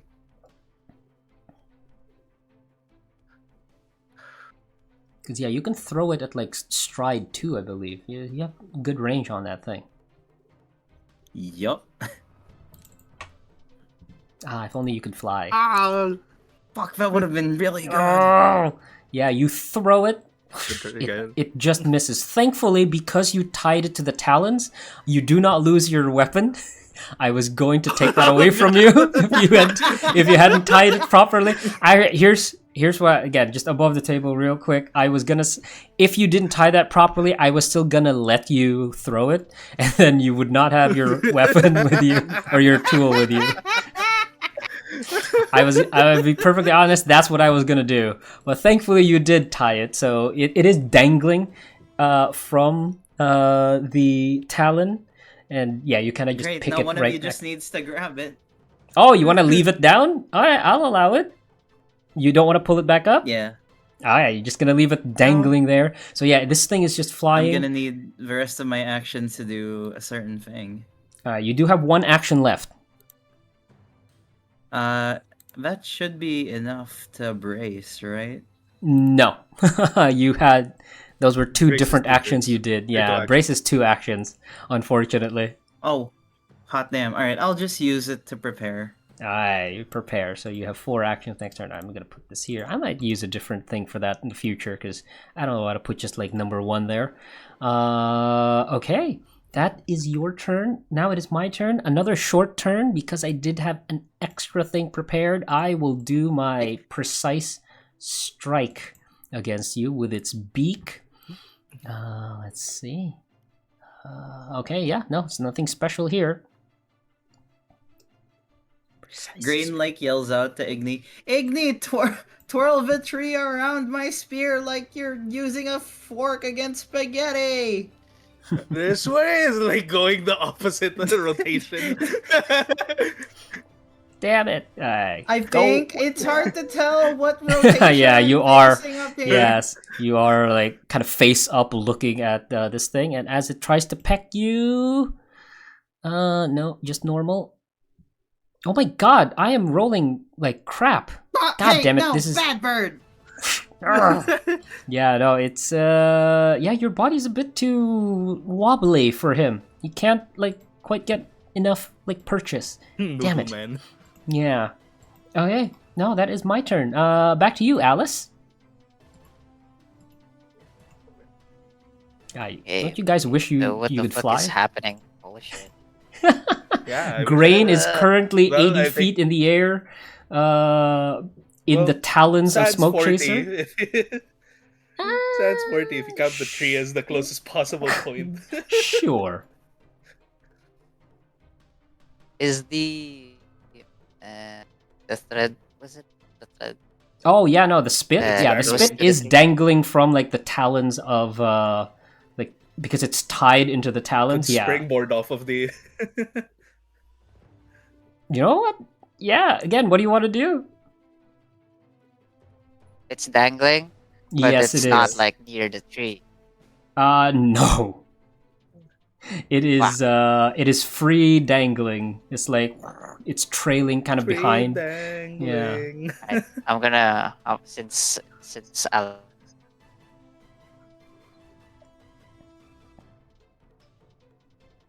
Oh, Oh yeah. I think they're this. being cut off. Oh no, you're I'm back. doing- Hello? Yes, what happened? Yes, you're back. Wait, hold I on. can Let hear me try Okay. something real quick, because I feel like I think I know what's going on here. Hold on. Give me a moment. I'm going to try to change the servers or the voice channels server. I think that's what's Okay, causing the lag here so for Zia. Oh, hello. Sorry. Okay, it's weird.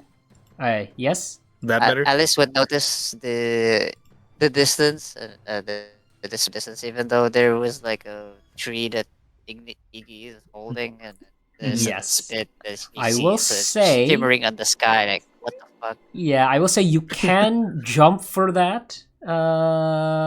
With I would say that's a swift. No, I don't know. and- That's a 50 feet drop. I don't want that. how Nope, are you? nope. So I'm gonna do my plan, my initial plan. So Mhm. it was to Oh, you cannot move because move it is in to. the air. The closest you can It's be just is one. stride 2. That's the closest you can be. Again, for monsters that are in a different terrain. So if you take a look, I have like the sky terrain here. So the closest you can ever be is 2 strides away, unless you have, Okay. something you could use to Flying. Yeah, unless you can actually fly and go onto their terrain, or you can jump. Considering you guys have you have a setup here with like a springboard and like a thing you can grab onto. Alright, you know what? Let's improvise. I'm gonna run up to the fucking tree that Iggy's holding, like a ramp, Mhm. and then Mhm. taunt. Okay. Oh, you're gonna taunt? I would If you could. say. It's 40 meters. 40 I feet. Yeah. Yes, 40 guess. feet away. You know what? How about this?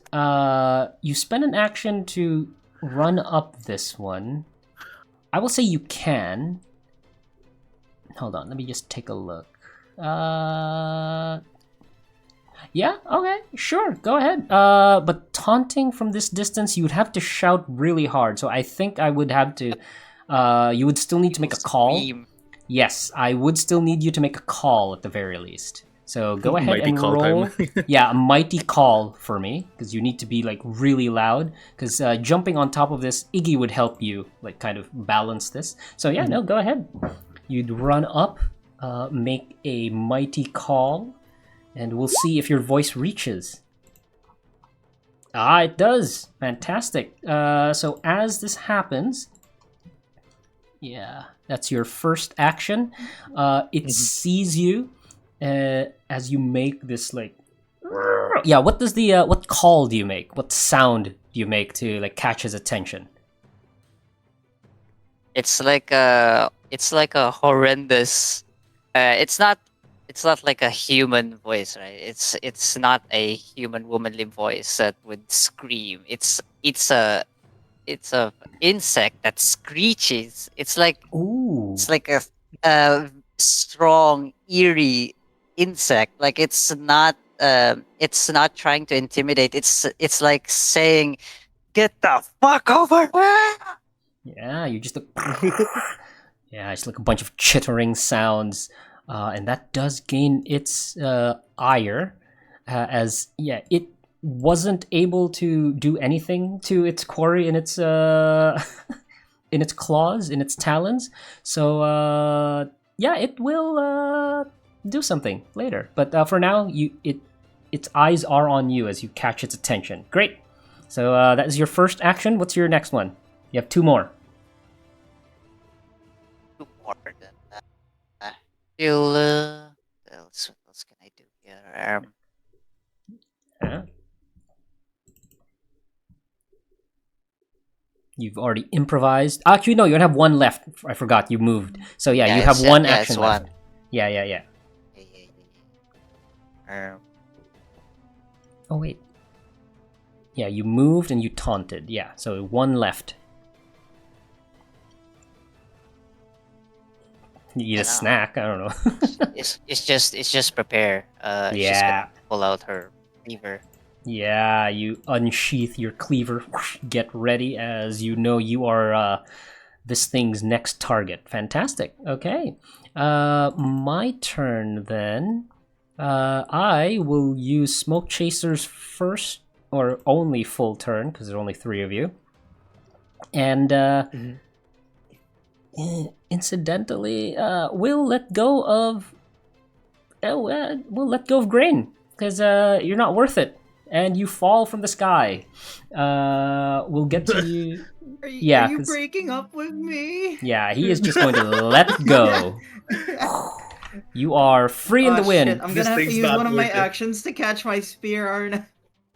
Yeah, that too. Well, actually, you're right. There's no reaction rolls in this or saving throws, so I don't know how I'm gonna adjudicate this. I'll have to make something up. I'll say if you sacrifice your prepared action right now, I'll say you can pick up your weapon.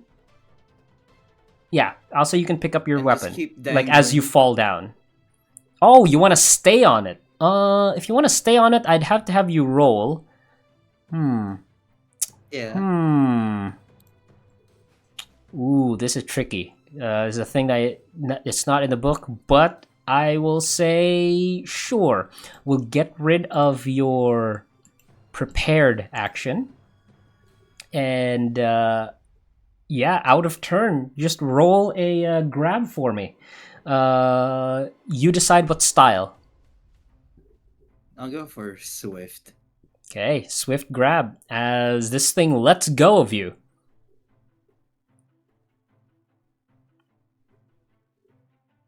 Okay. I think I'm gonna go wild on this one using the touch me not.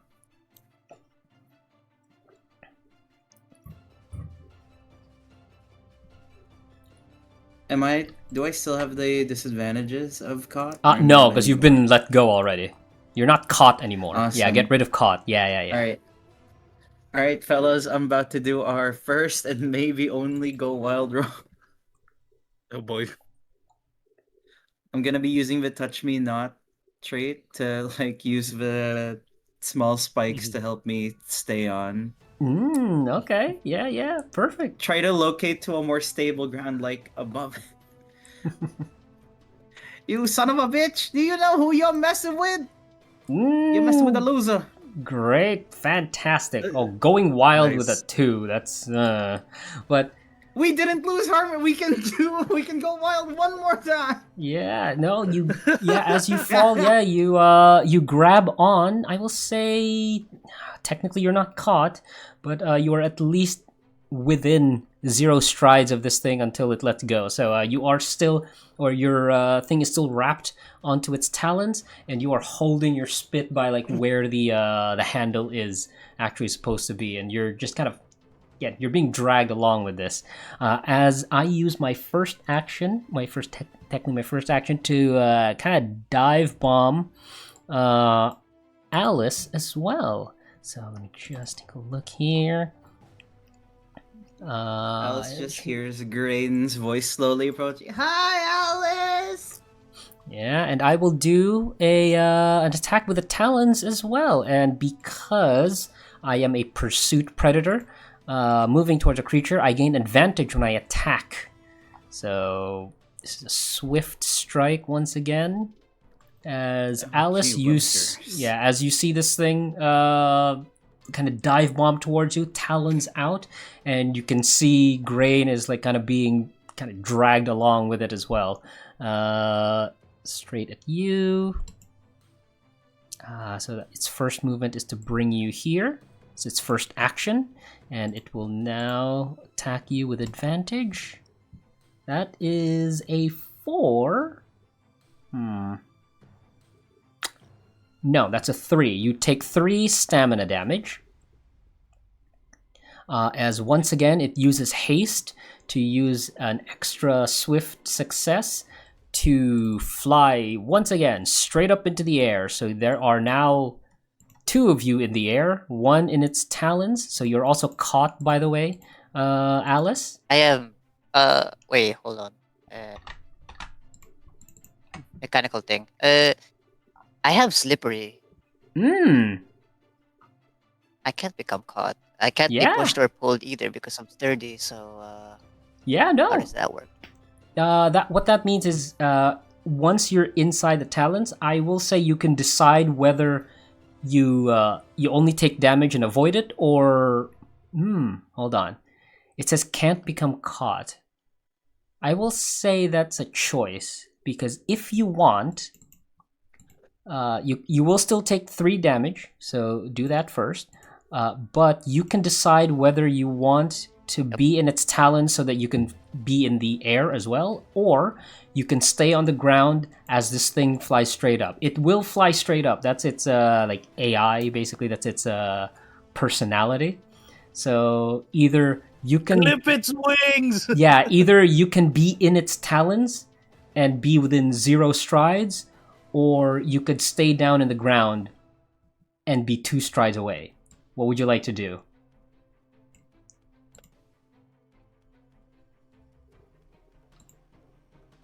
Can I?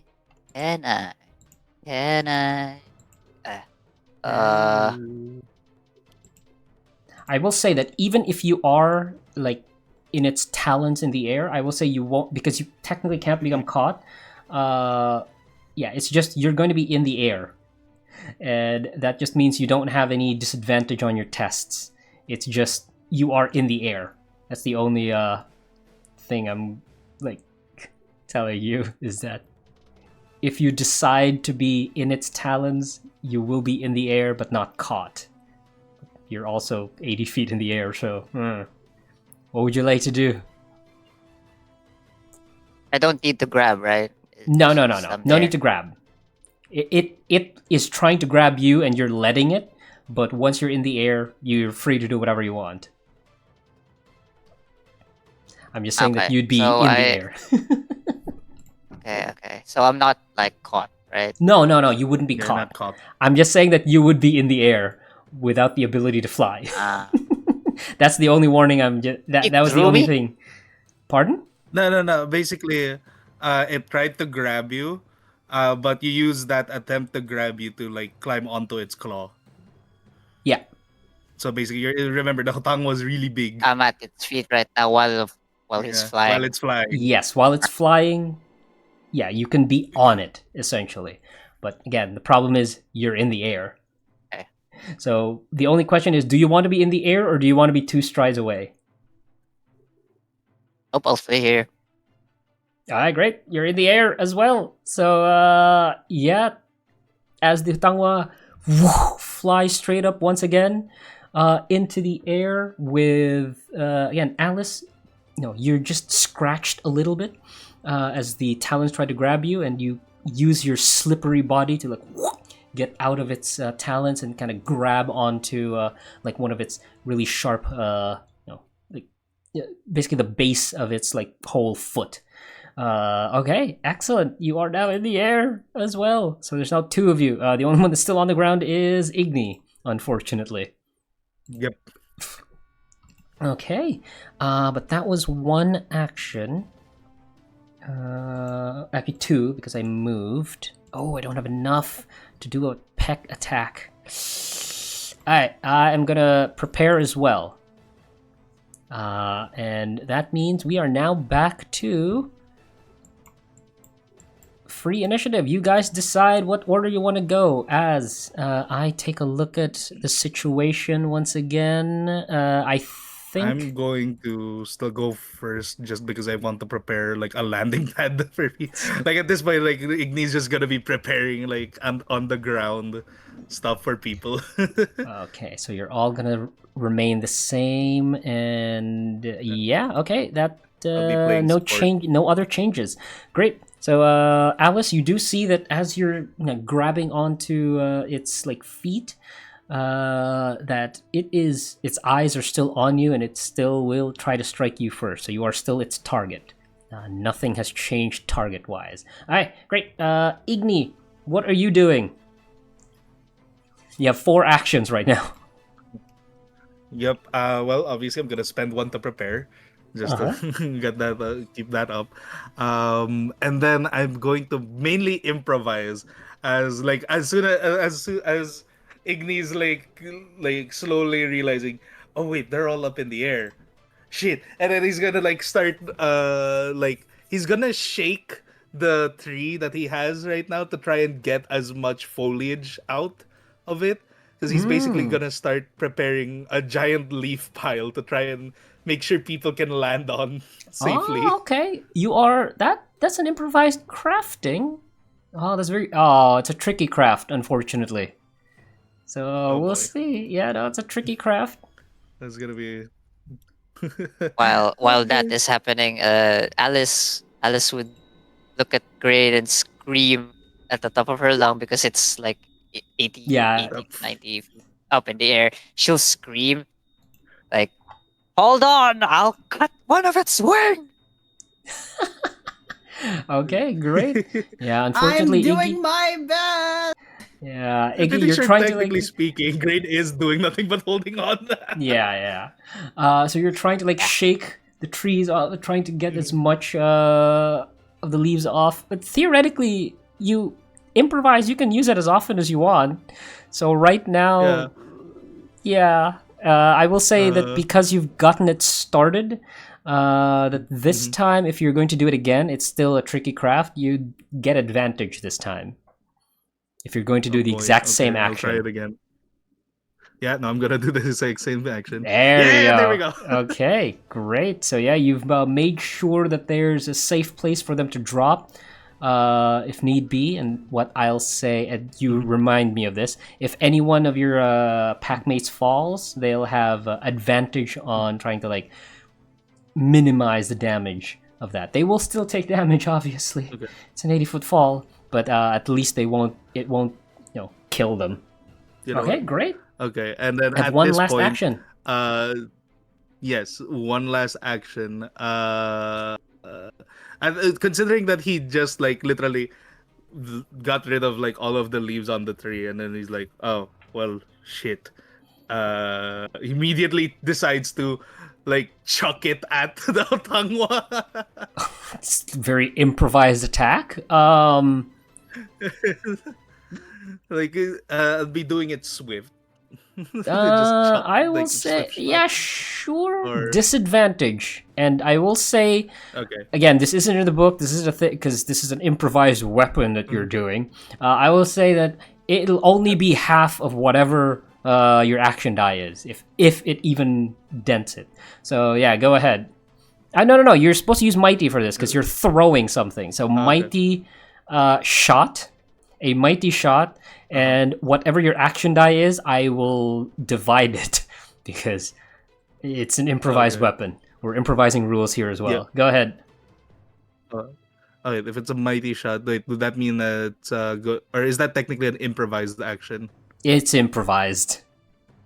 Okay, so it'll be a one action. All right, Yeah, making sure on that part. Yeah. No, this is disadvantage. entirely like. Oh, you did succeed. But that's one stamina damage. One. We'll say one part damage as you kind of hit it in its face, its beak, as you throw it. If it looks over to see who the hell threw a fucking 40-foot tree at it, immediately Iggy is just going to flip the bird at the bird with all four hands. It's not it. It's not like that, obviously. Okay, perfect. Jesus. Okay, that was your turn. It'll be my turn now, and Such a Looney Tunes encounter. I love it. Yeah, of course. It's so funny. Okay, sorry. This is all right. I'm gonna take my full turn right now. Oh wait, hold on. How many? Oh yeah, I do have. Okay, I can do this actually. So yeah, it will use its beak to attack Alice with a precise strike because I do have a prepared action here. So yeah, Alice. Yeah, no, this is just normal attack because you're not caught. Okay, great. So a precise strike on you. Okay, no, I hit with a 5. I will take that +1 strike into my 4, make it a 5. That's 13.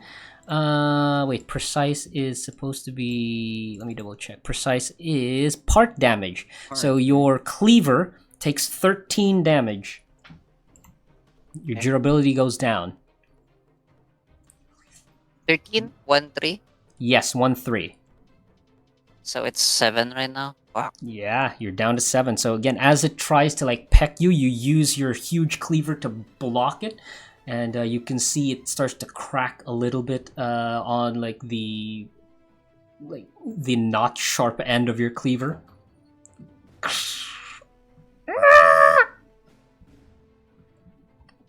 Okay, great. That is its turn. Your turn. Grain, what are you doing? You're dangling behind this creature, still in the air.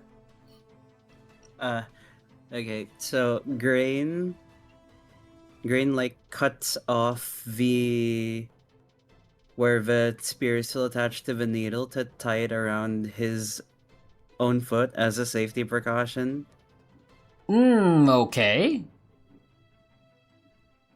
And he's gonna climb the rope back up and try to meet Alice up on the Okay. foot. Yeah. You take the other foot. Okay. Okay, now that I've got a bit more stable ground. A stable platform. Yeah. He's swapping it so that it's no longer connected to his foot, but instead his right wrist. Because he'd rather not be dangling by the foot Yeah. if it tries to shake him off. Once that's done, he That would be, I would start, say that's like, yeah, I think that's sort of like, no, that's not even a movement because you're within 0 strides regardless. Yeah, no, go ahead.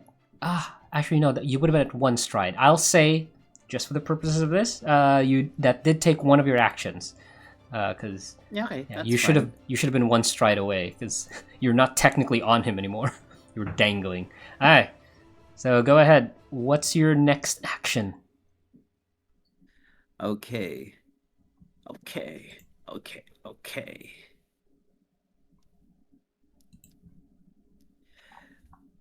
I would like to try and scale it up further to try and reach its back. Yeah. Oh, this is all narrative. You're already at 0 stride, so yeah, you do the Shadow of the Colossus thing. We kind of climb. Like your grip meter is like at its. Yup. Yeah, your grip meter's going down very slowly as you're like on its back. Go ahead. What's your What's your next action, or what's your second action? I would like to stab the spit right into its back to use as a hold, and maybe also damage it. I will say. Well, let's see if you hit first. This is an improvised thing because you're not doing any like damage.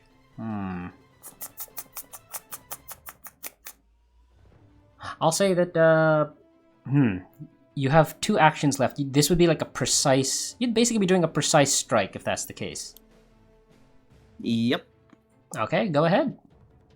And that would be 2 actions though. Basically, you're just making an attack, and we'll see if this sticks. Go ahead.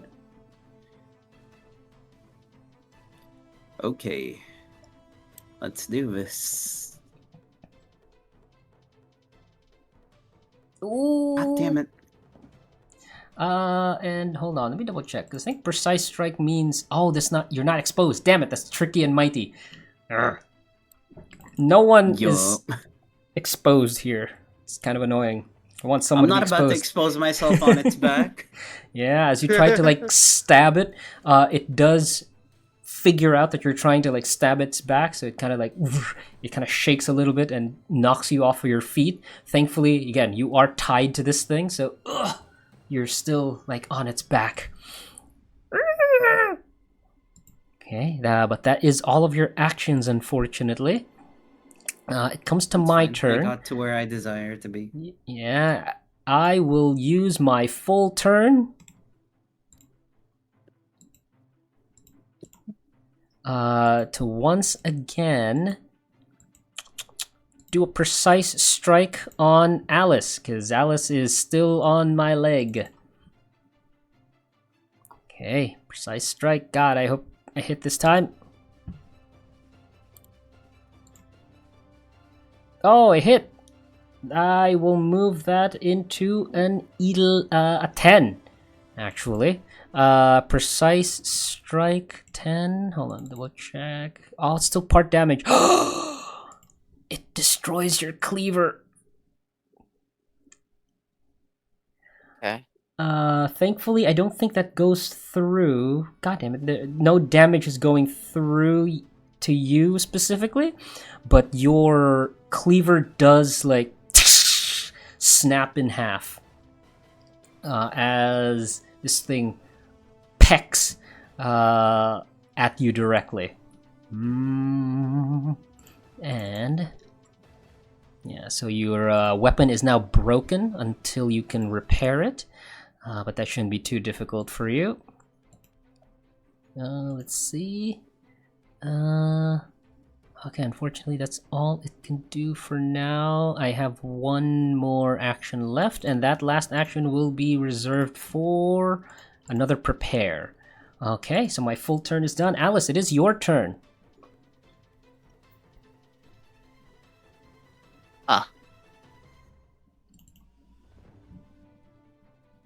Okay. Change plans here. I have from last turn, right? So I have like 4. Yes, you do Actions have right now. 4 actions right now.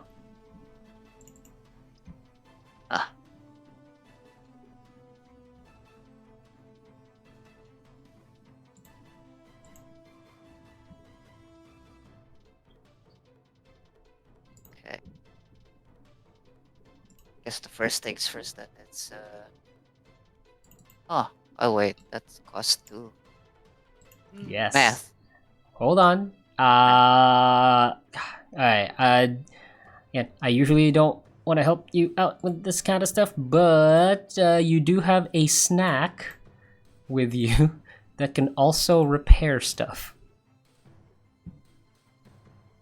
Oh, what? Very Oh, good. that one. That's funny. Well, because Okay, I'll take one then. Arc Steel tools, in case you But didn't know, that's are also kind of part of your body. So if you eat something that can repair it, you can actually repair stuff if you eat. That's part of the lore. but it's one though. Pardon? It's one action. Oh yeah, no, it does take one action, unfortunately. So yeah, it's better than using 2 actions for a repair. I don't know. What? Yeah, sure. Why not? If you want to. I'll eat one. I'll eat one. Alright, so just from like inside your pockets, you take out the tanghulu and like just take it, and you can see your blade kind of basically its edge grows back, but yeah, it does look very flimsy at the moment. It's one durability. Yeah, it's just 1 durability though. And 1 stamina. So Yes, you also get 1 stamina from that. or okay. I thought it would be like Yeah, no, it's not or, it's both. Yeah. My God. You have 3 actions left. So I have 3 now. Yeah, no. I'll since I can use my attack it. Yeah, you can Like use your where- cleaver. It's just you can't use your clean cut. Yeah, that's the problem. Yeah, I want the clean cut though. But like, or actually, how about since I have 3, I have brace. I'll do a brace and then I prepare again. Brace, okay. Yeah, brace. Hold on, let me double check. Brace gives you what again? Have any damage. Ooh. And then you'll prepare one more time. Okay, great. So now you are now braced and prepared. I will put you as green. I should put like the brace stuff here. Okay. So yeah, no, you are still the target. So I would recommend someone take that heat off of you if you want to use your I'll cut. keep tanking. It's fine. I have stamina for it. Well, no, because if your weapon breaks again, you won't be able to do it anymore. Yeah, you're gonna have to. Ah, Yeah, that's again strategy. eh. There is one person that's within 0 strides. So, okay, that is your turn. I do have 2, and unfortunately for you, yeah, you are still the only target. So I will use my precise. Above table Mhm. question though. Yes. I have a trait regeneration. What does it mean for 1 success?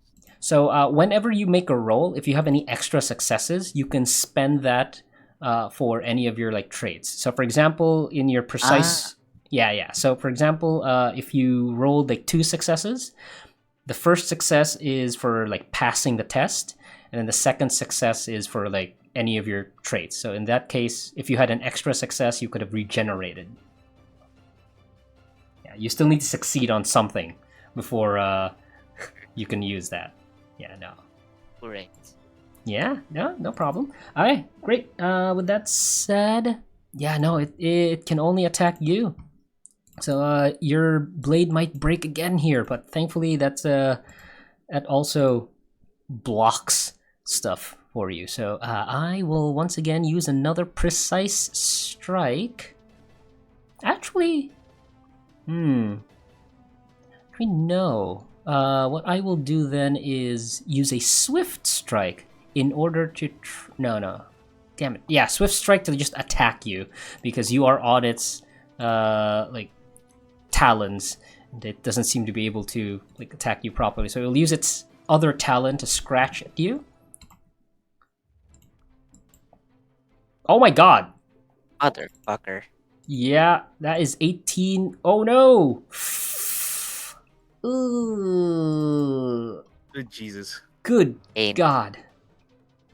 Yeah, hold on. Let me just double check something. That is a swift strike instead. God, its talons are much more deadly than its beak. That's annoying to me. But no, you take 18 damage from that. So you Wait, are. didn't they brace though? Oh, they braced. Oh, you gotta remind me. I can't remember. I can't did. remember everything. Ah, thank goodness. Oh, So no, you only take did, yes. 9. Yeah, you take 9 damage from it trying to scratch at you. It's still trying to grab you because that is its like thing. But again, you're very slippery, so you can't be caught in its like talons. Even though it kind of rakes like a huge gash in front of your chest here. And oh my gosh. Okay, it's already got 2 of these things on him. He does not want to have 3 people on him. So he will use his last prepared action to move farther away from Igni, because you can see the writing on the wall. And Igni, you are now at 4 strides away. Oh, God As it fucking tries damn to it. move as far away from. Hey, there's like 2 of them on his body. He does not want a third one. So he's moving as far away from the third entity. Coward! Yeah, from the third entity here. So yeah, nope. He's now far away, and we turn back to a new round. So you guys can decide your order again as I describe this what's happening. So yeah, as Smokechaser is flying I'm on gonna top. try to Yeah, no, make it third this time. yeah, no, you can again chat amongst yourselves if you really want to like decide. As again, Notangwa Smokechaser again flying much farther away from Igni now, as he sees this thing might try to climb him as well, as 2 of your packmates are already on him. Okay. Let's see. Grain is on his back, while Alice is on one of his talons. Okay, so Grain wants to go first. Grain, what are you doing?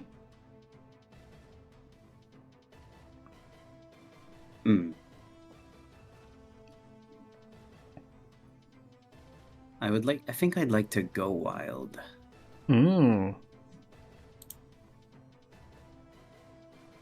Using Touch Me Not and Touch Me Not to just supplement the fact that I'm just trying to stab into its back. Okay, what I will say is as you kind of try to use your mutation, your newest mutation, it actually appears on your spit as well, because again the arc steel implements that you use actually take some of your traits, so your spit becomes a little bit more jagged, almost like it has its own spikes at the end. So yeah, go ahead, go wild. Oh wait, hold on. Okay, just gotta make sure I'm clicking on the right things. Okay, that was go wild, I think. Okay, let's do this. Ooh! Oh! Oh my god! Oh my Go god, it's wild. poisoned! Oh my god, it's poisoned! Excellent. Okay, you have an extra success. Is there anything you can do with a swift success? Oh yeah, no, The poison. Spirit Yeah, the Bat. extra success is a poison. Fantastic with the venom. Okay, so yeah, you stab it into its back. It screams as it takes. Swift is. Hold on, let me double check again. Swift. Okay, Swift is only. Oh, it's only like stamina damage. Okay, so it takes 2 stamina damage and is poisoned. Oh god, I should add that here. Okay, I'll use green for now to say that it's poisoned. Okay, fantastic. It is now poisoned. That's only 1, right? 1 poison? I don't know how many it gives, but it just Oh, does it not? So if it doesn't say any it number, becomes then it's 1. poisoned. Yeah, so that means it's 1. Okay, great. Unless otherwise specified, then it's only 1. All right, perfect. So yeah, no, you've poisoned this thing. You pump your poison directly into your the spit, and you can see a little bit of it like drains into the wound that you've created. So the Hotangwa is now also poisoned, and again, as you can see, because this thing is frenzied, there are a lot of like patches of like feathers have like flown off of it, and the ones that are still in there seem to have like like it becomes monochrome because all of the nutrients are being absorbed by the frenzy itself. So yeah, good job.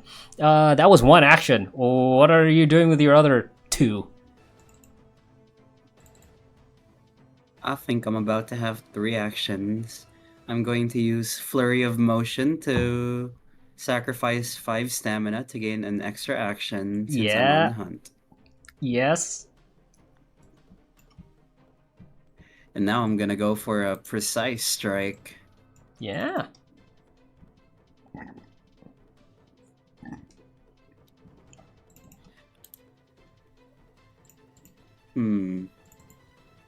No, I don't need to go wild on this. I can just focus up. Yeah, yeah.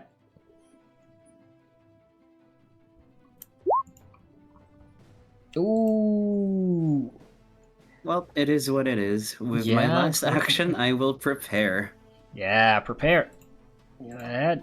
I'll get you that prepared. So yeah, nope. After stabbing with your spit to put out some poison into this thing, you try to strike it again, but this time, once again, it feels you on its back and it tries to like shake you off, and yeah, you're just you're not able to strike deeply. It just kind of bounces off a little. Okay, perfect. It is my turn next, and I will now say that this thing will initiate a retreat round after this because it does not like being poisoned. So it will retreat after this, at the end of this round.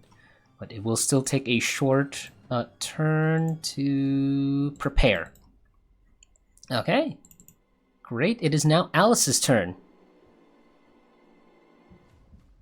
Yippee. Yeah. I'd like since I prepared for from last turn, right? I Mhm. have 4 Yes, actions. you do have 4 actions. I shall clean cup. Yeah, go ahead. Good. Mighty So strike. mighty or precise. No, she'll mighty it. Yeah. Mighty strike. And she'll aim it at the. Like she'll use her legs. Like her legs will be the last bit that is like grabbing onto the Oh, yes. You're gonna talon, hug. and You're then gonna hug she'll the like talon with with both your legs. Yep. and she'll Oh. strike at aiming. She'll like you do a draw motion from a Mhm. sheath. So like draw it and then strike at aiming at the wing. Okay, great. That is Unfortunately, it nearest looks to like her. you only rolled. Oh, it's a 2, so that's a 4 in total then. But no, that still hits its wing. So that is 4 damage to its wings. And you can see the wings are actually a little bit robust. As, again, you use your clean cut. You do slice deep into like its forewing. And yeah, no, it screams in pain. Hold on, 4 as well. 2. Okay, great. That's no, you hit it with with your giant cleaver while hanging on to it.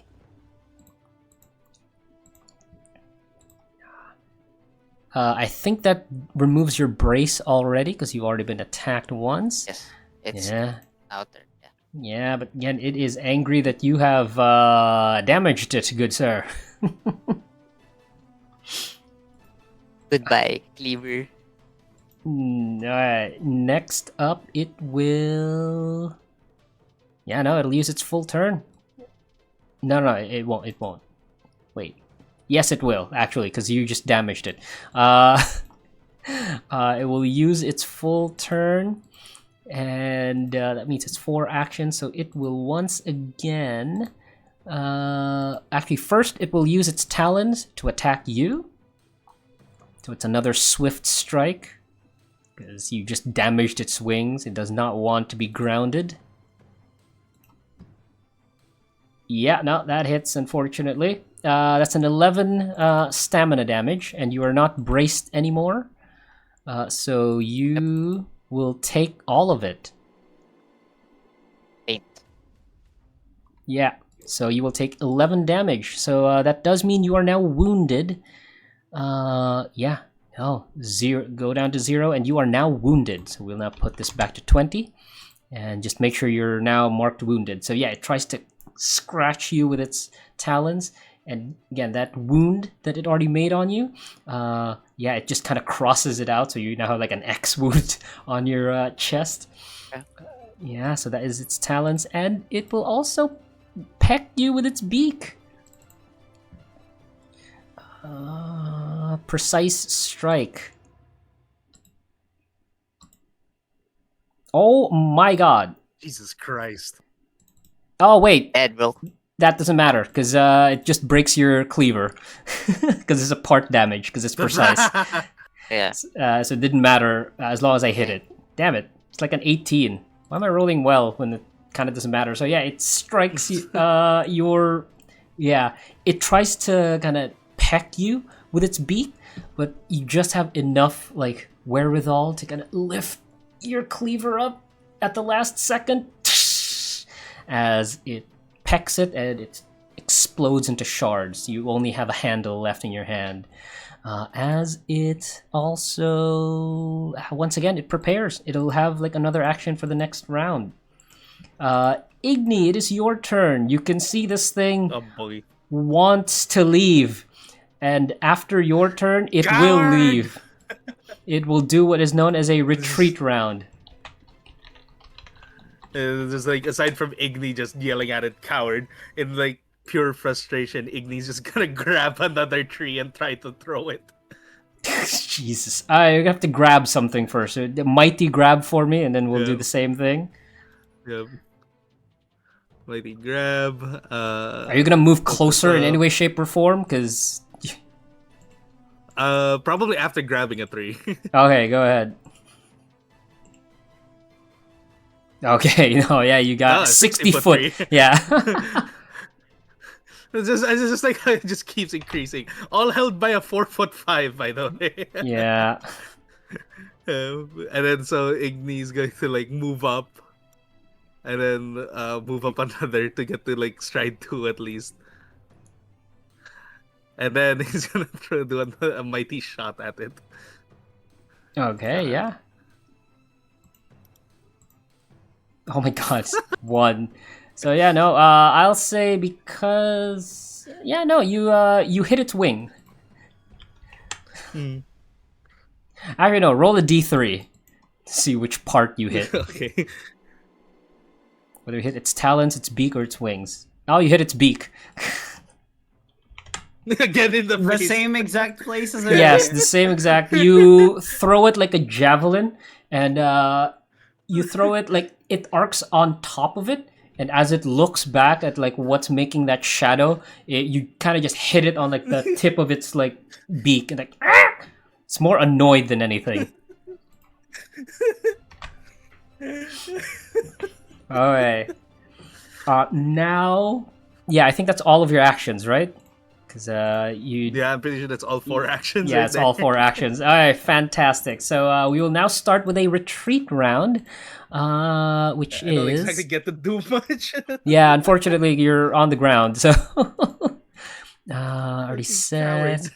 has the initiative. Okay, you guys have the initiative, so you still. Oh, you only have one. Oh. You only have one short turn to do. Hold on, let me just double check something here because you have the initiative. Yeah, each Wilder gains 1 action. So yeah, you have 1 action you can do. As this thing tries to retreat, you can already see, again, because of the poison in its back, it's trying to move away from the wallowing grounds off to east. It's moving eastward now. So you have 1 action each. I think we'll stick with the one here. So Grain, your 1 action, please. I'm gonna go wild with a swift strike. Yeah, go ahead. 1 last swift strike before it leaves. I'm starving! Yeah. No! 2 1s!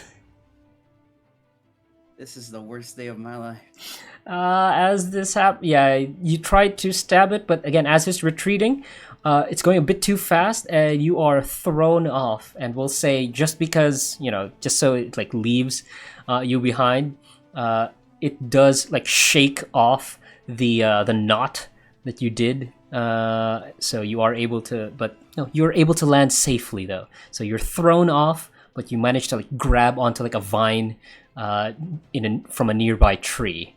So that is your single is this a action. sugar vine? Yes. We got a free piece of sugar vine. Yeah, I'll put that. I'll give you 1 free sugar vine for that. All right. Next, Alice. What are you doing? Your 1 action. Your 1 last action. Well, shit. You really needed a ranged character for this. Yeah, no. How unfortunate that Chaku and I were the best they were gonna get. Mm.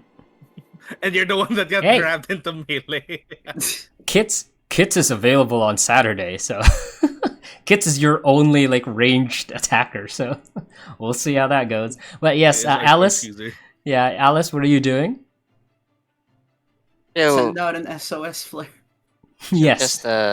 just she'll just use an improvise and actually let go, like do like a flip free fall from the fucking talon. Oh, Nope, I'm letting okay. you go now. Goodbye. I will say again, because it is retreating. I will say that if you just jump off of this, you can land like for free. I'll say that technically you have wings, but it's just not quite developed yet. Oh. So you can kind of just it's float just down. one flap. Yeah, you can just like float down with that, and I will say that won't cost you an action. So if you have any other actions you want to do, feel free to do so. Yeah, While in aside- the air. Yeah, you're still in the air. You're still on its talons. You know what? Why not? Another. Oh,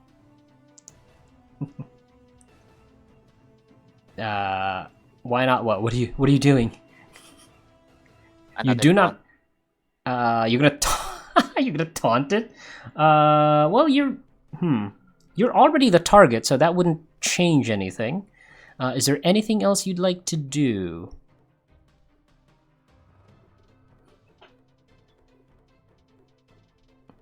If not, it's okay Can't because repair it is already retreating. So I'll say that if you just want to like make it cool looking, you know what? Just roll a just like a tricky display for me.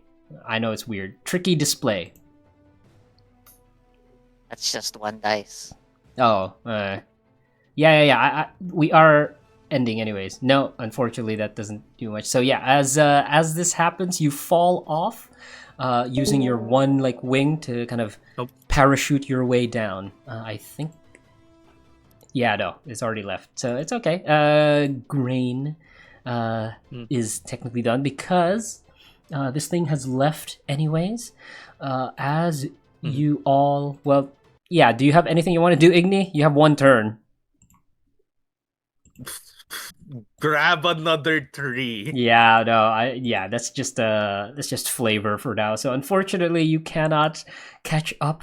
But as you see the like the Hutangwa Smokechaser fly off to the east, away from like these 3 that he wanted to like catch, you do realize he didn't have any like fire implements on him.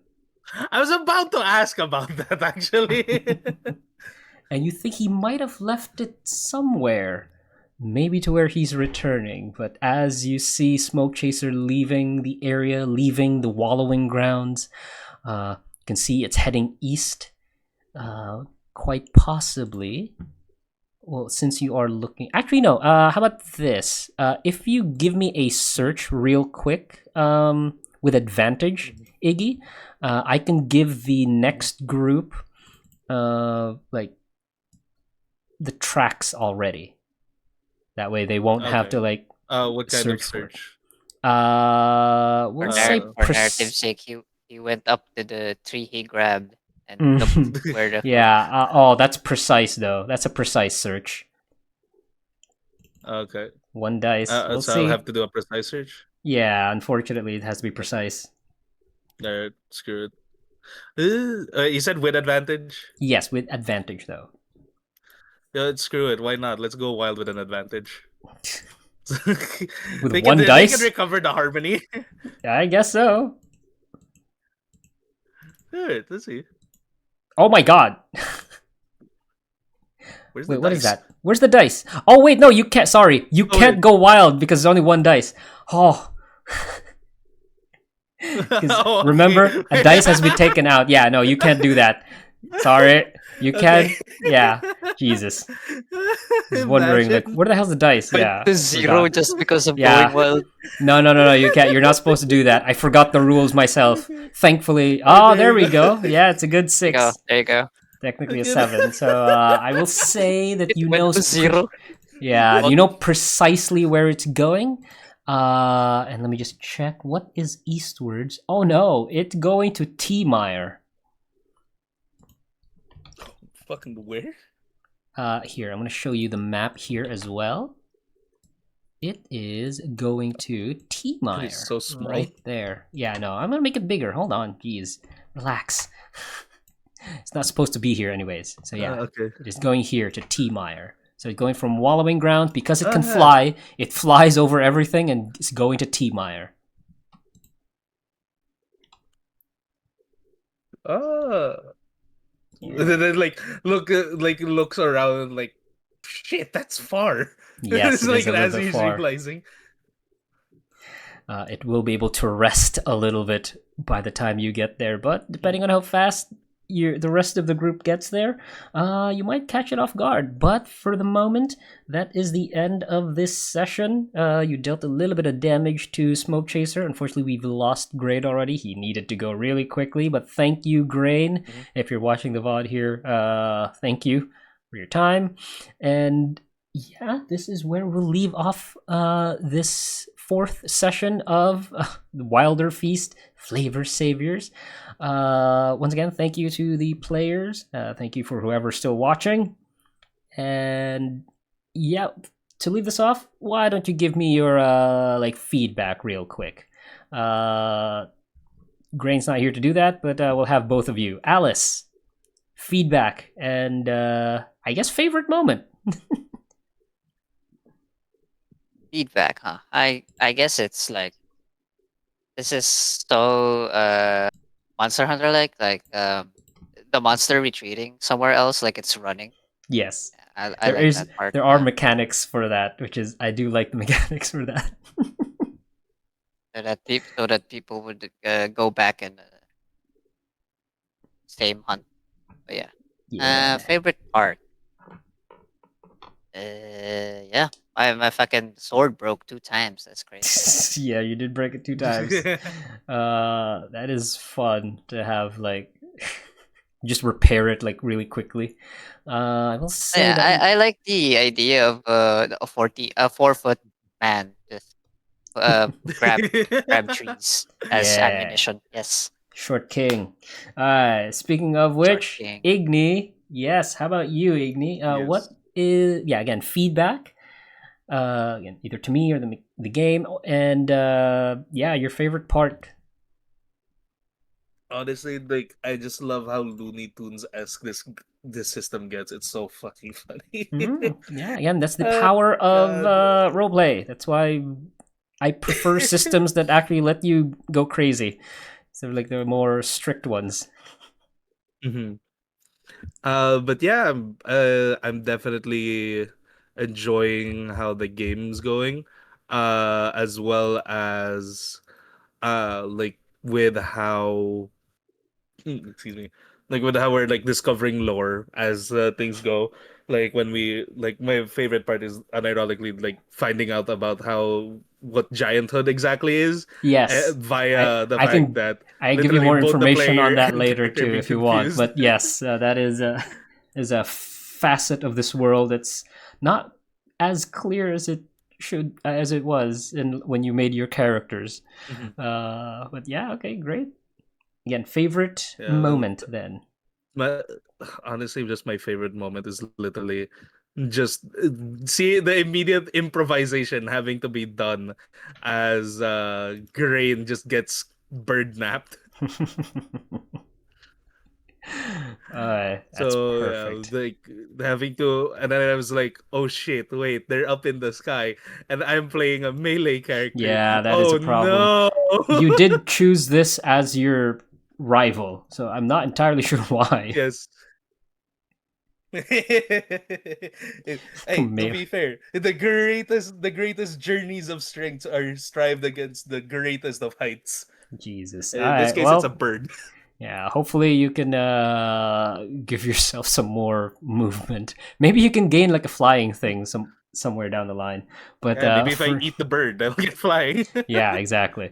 But for the moment, that is it. Actually, I'll give my feedback. I do like how you guys are. Yeah, actually doing the improvisation thing. I didn't think the improvise action would get a lot of mileage, but I'm glad that you guys are embracing the like the free form uh, Mhm. aspect, like Hell yeah. actually planning stuff as well.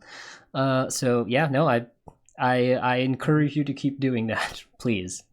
And for favorite moment, yeah, at least personally for this thing, actually no, two actually is your meeting with the Jack Ingersoll, which is God.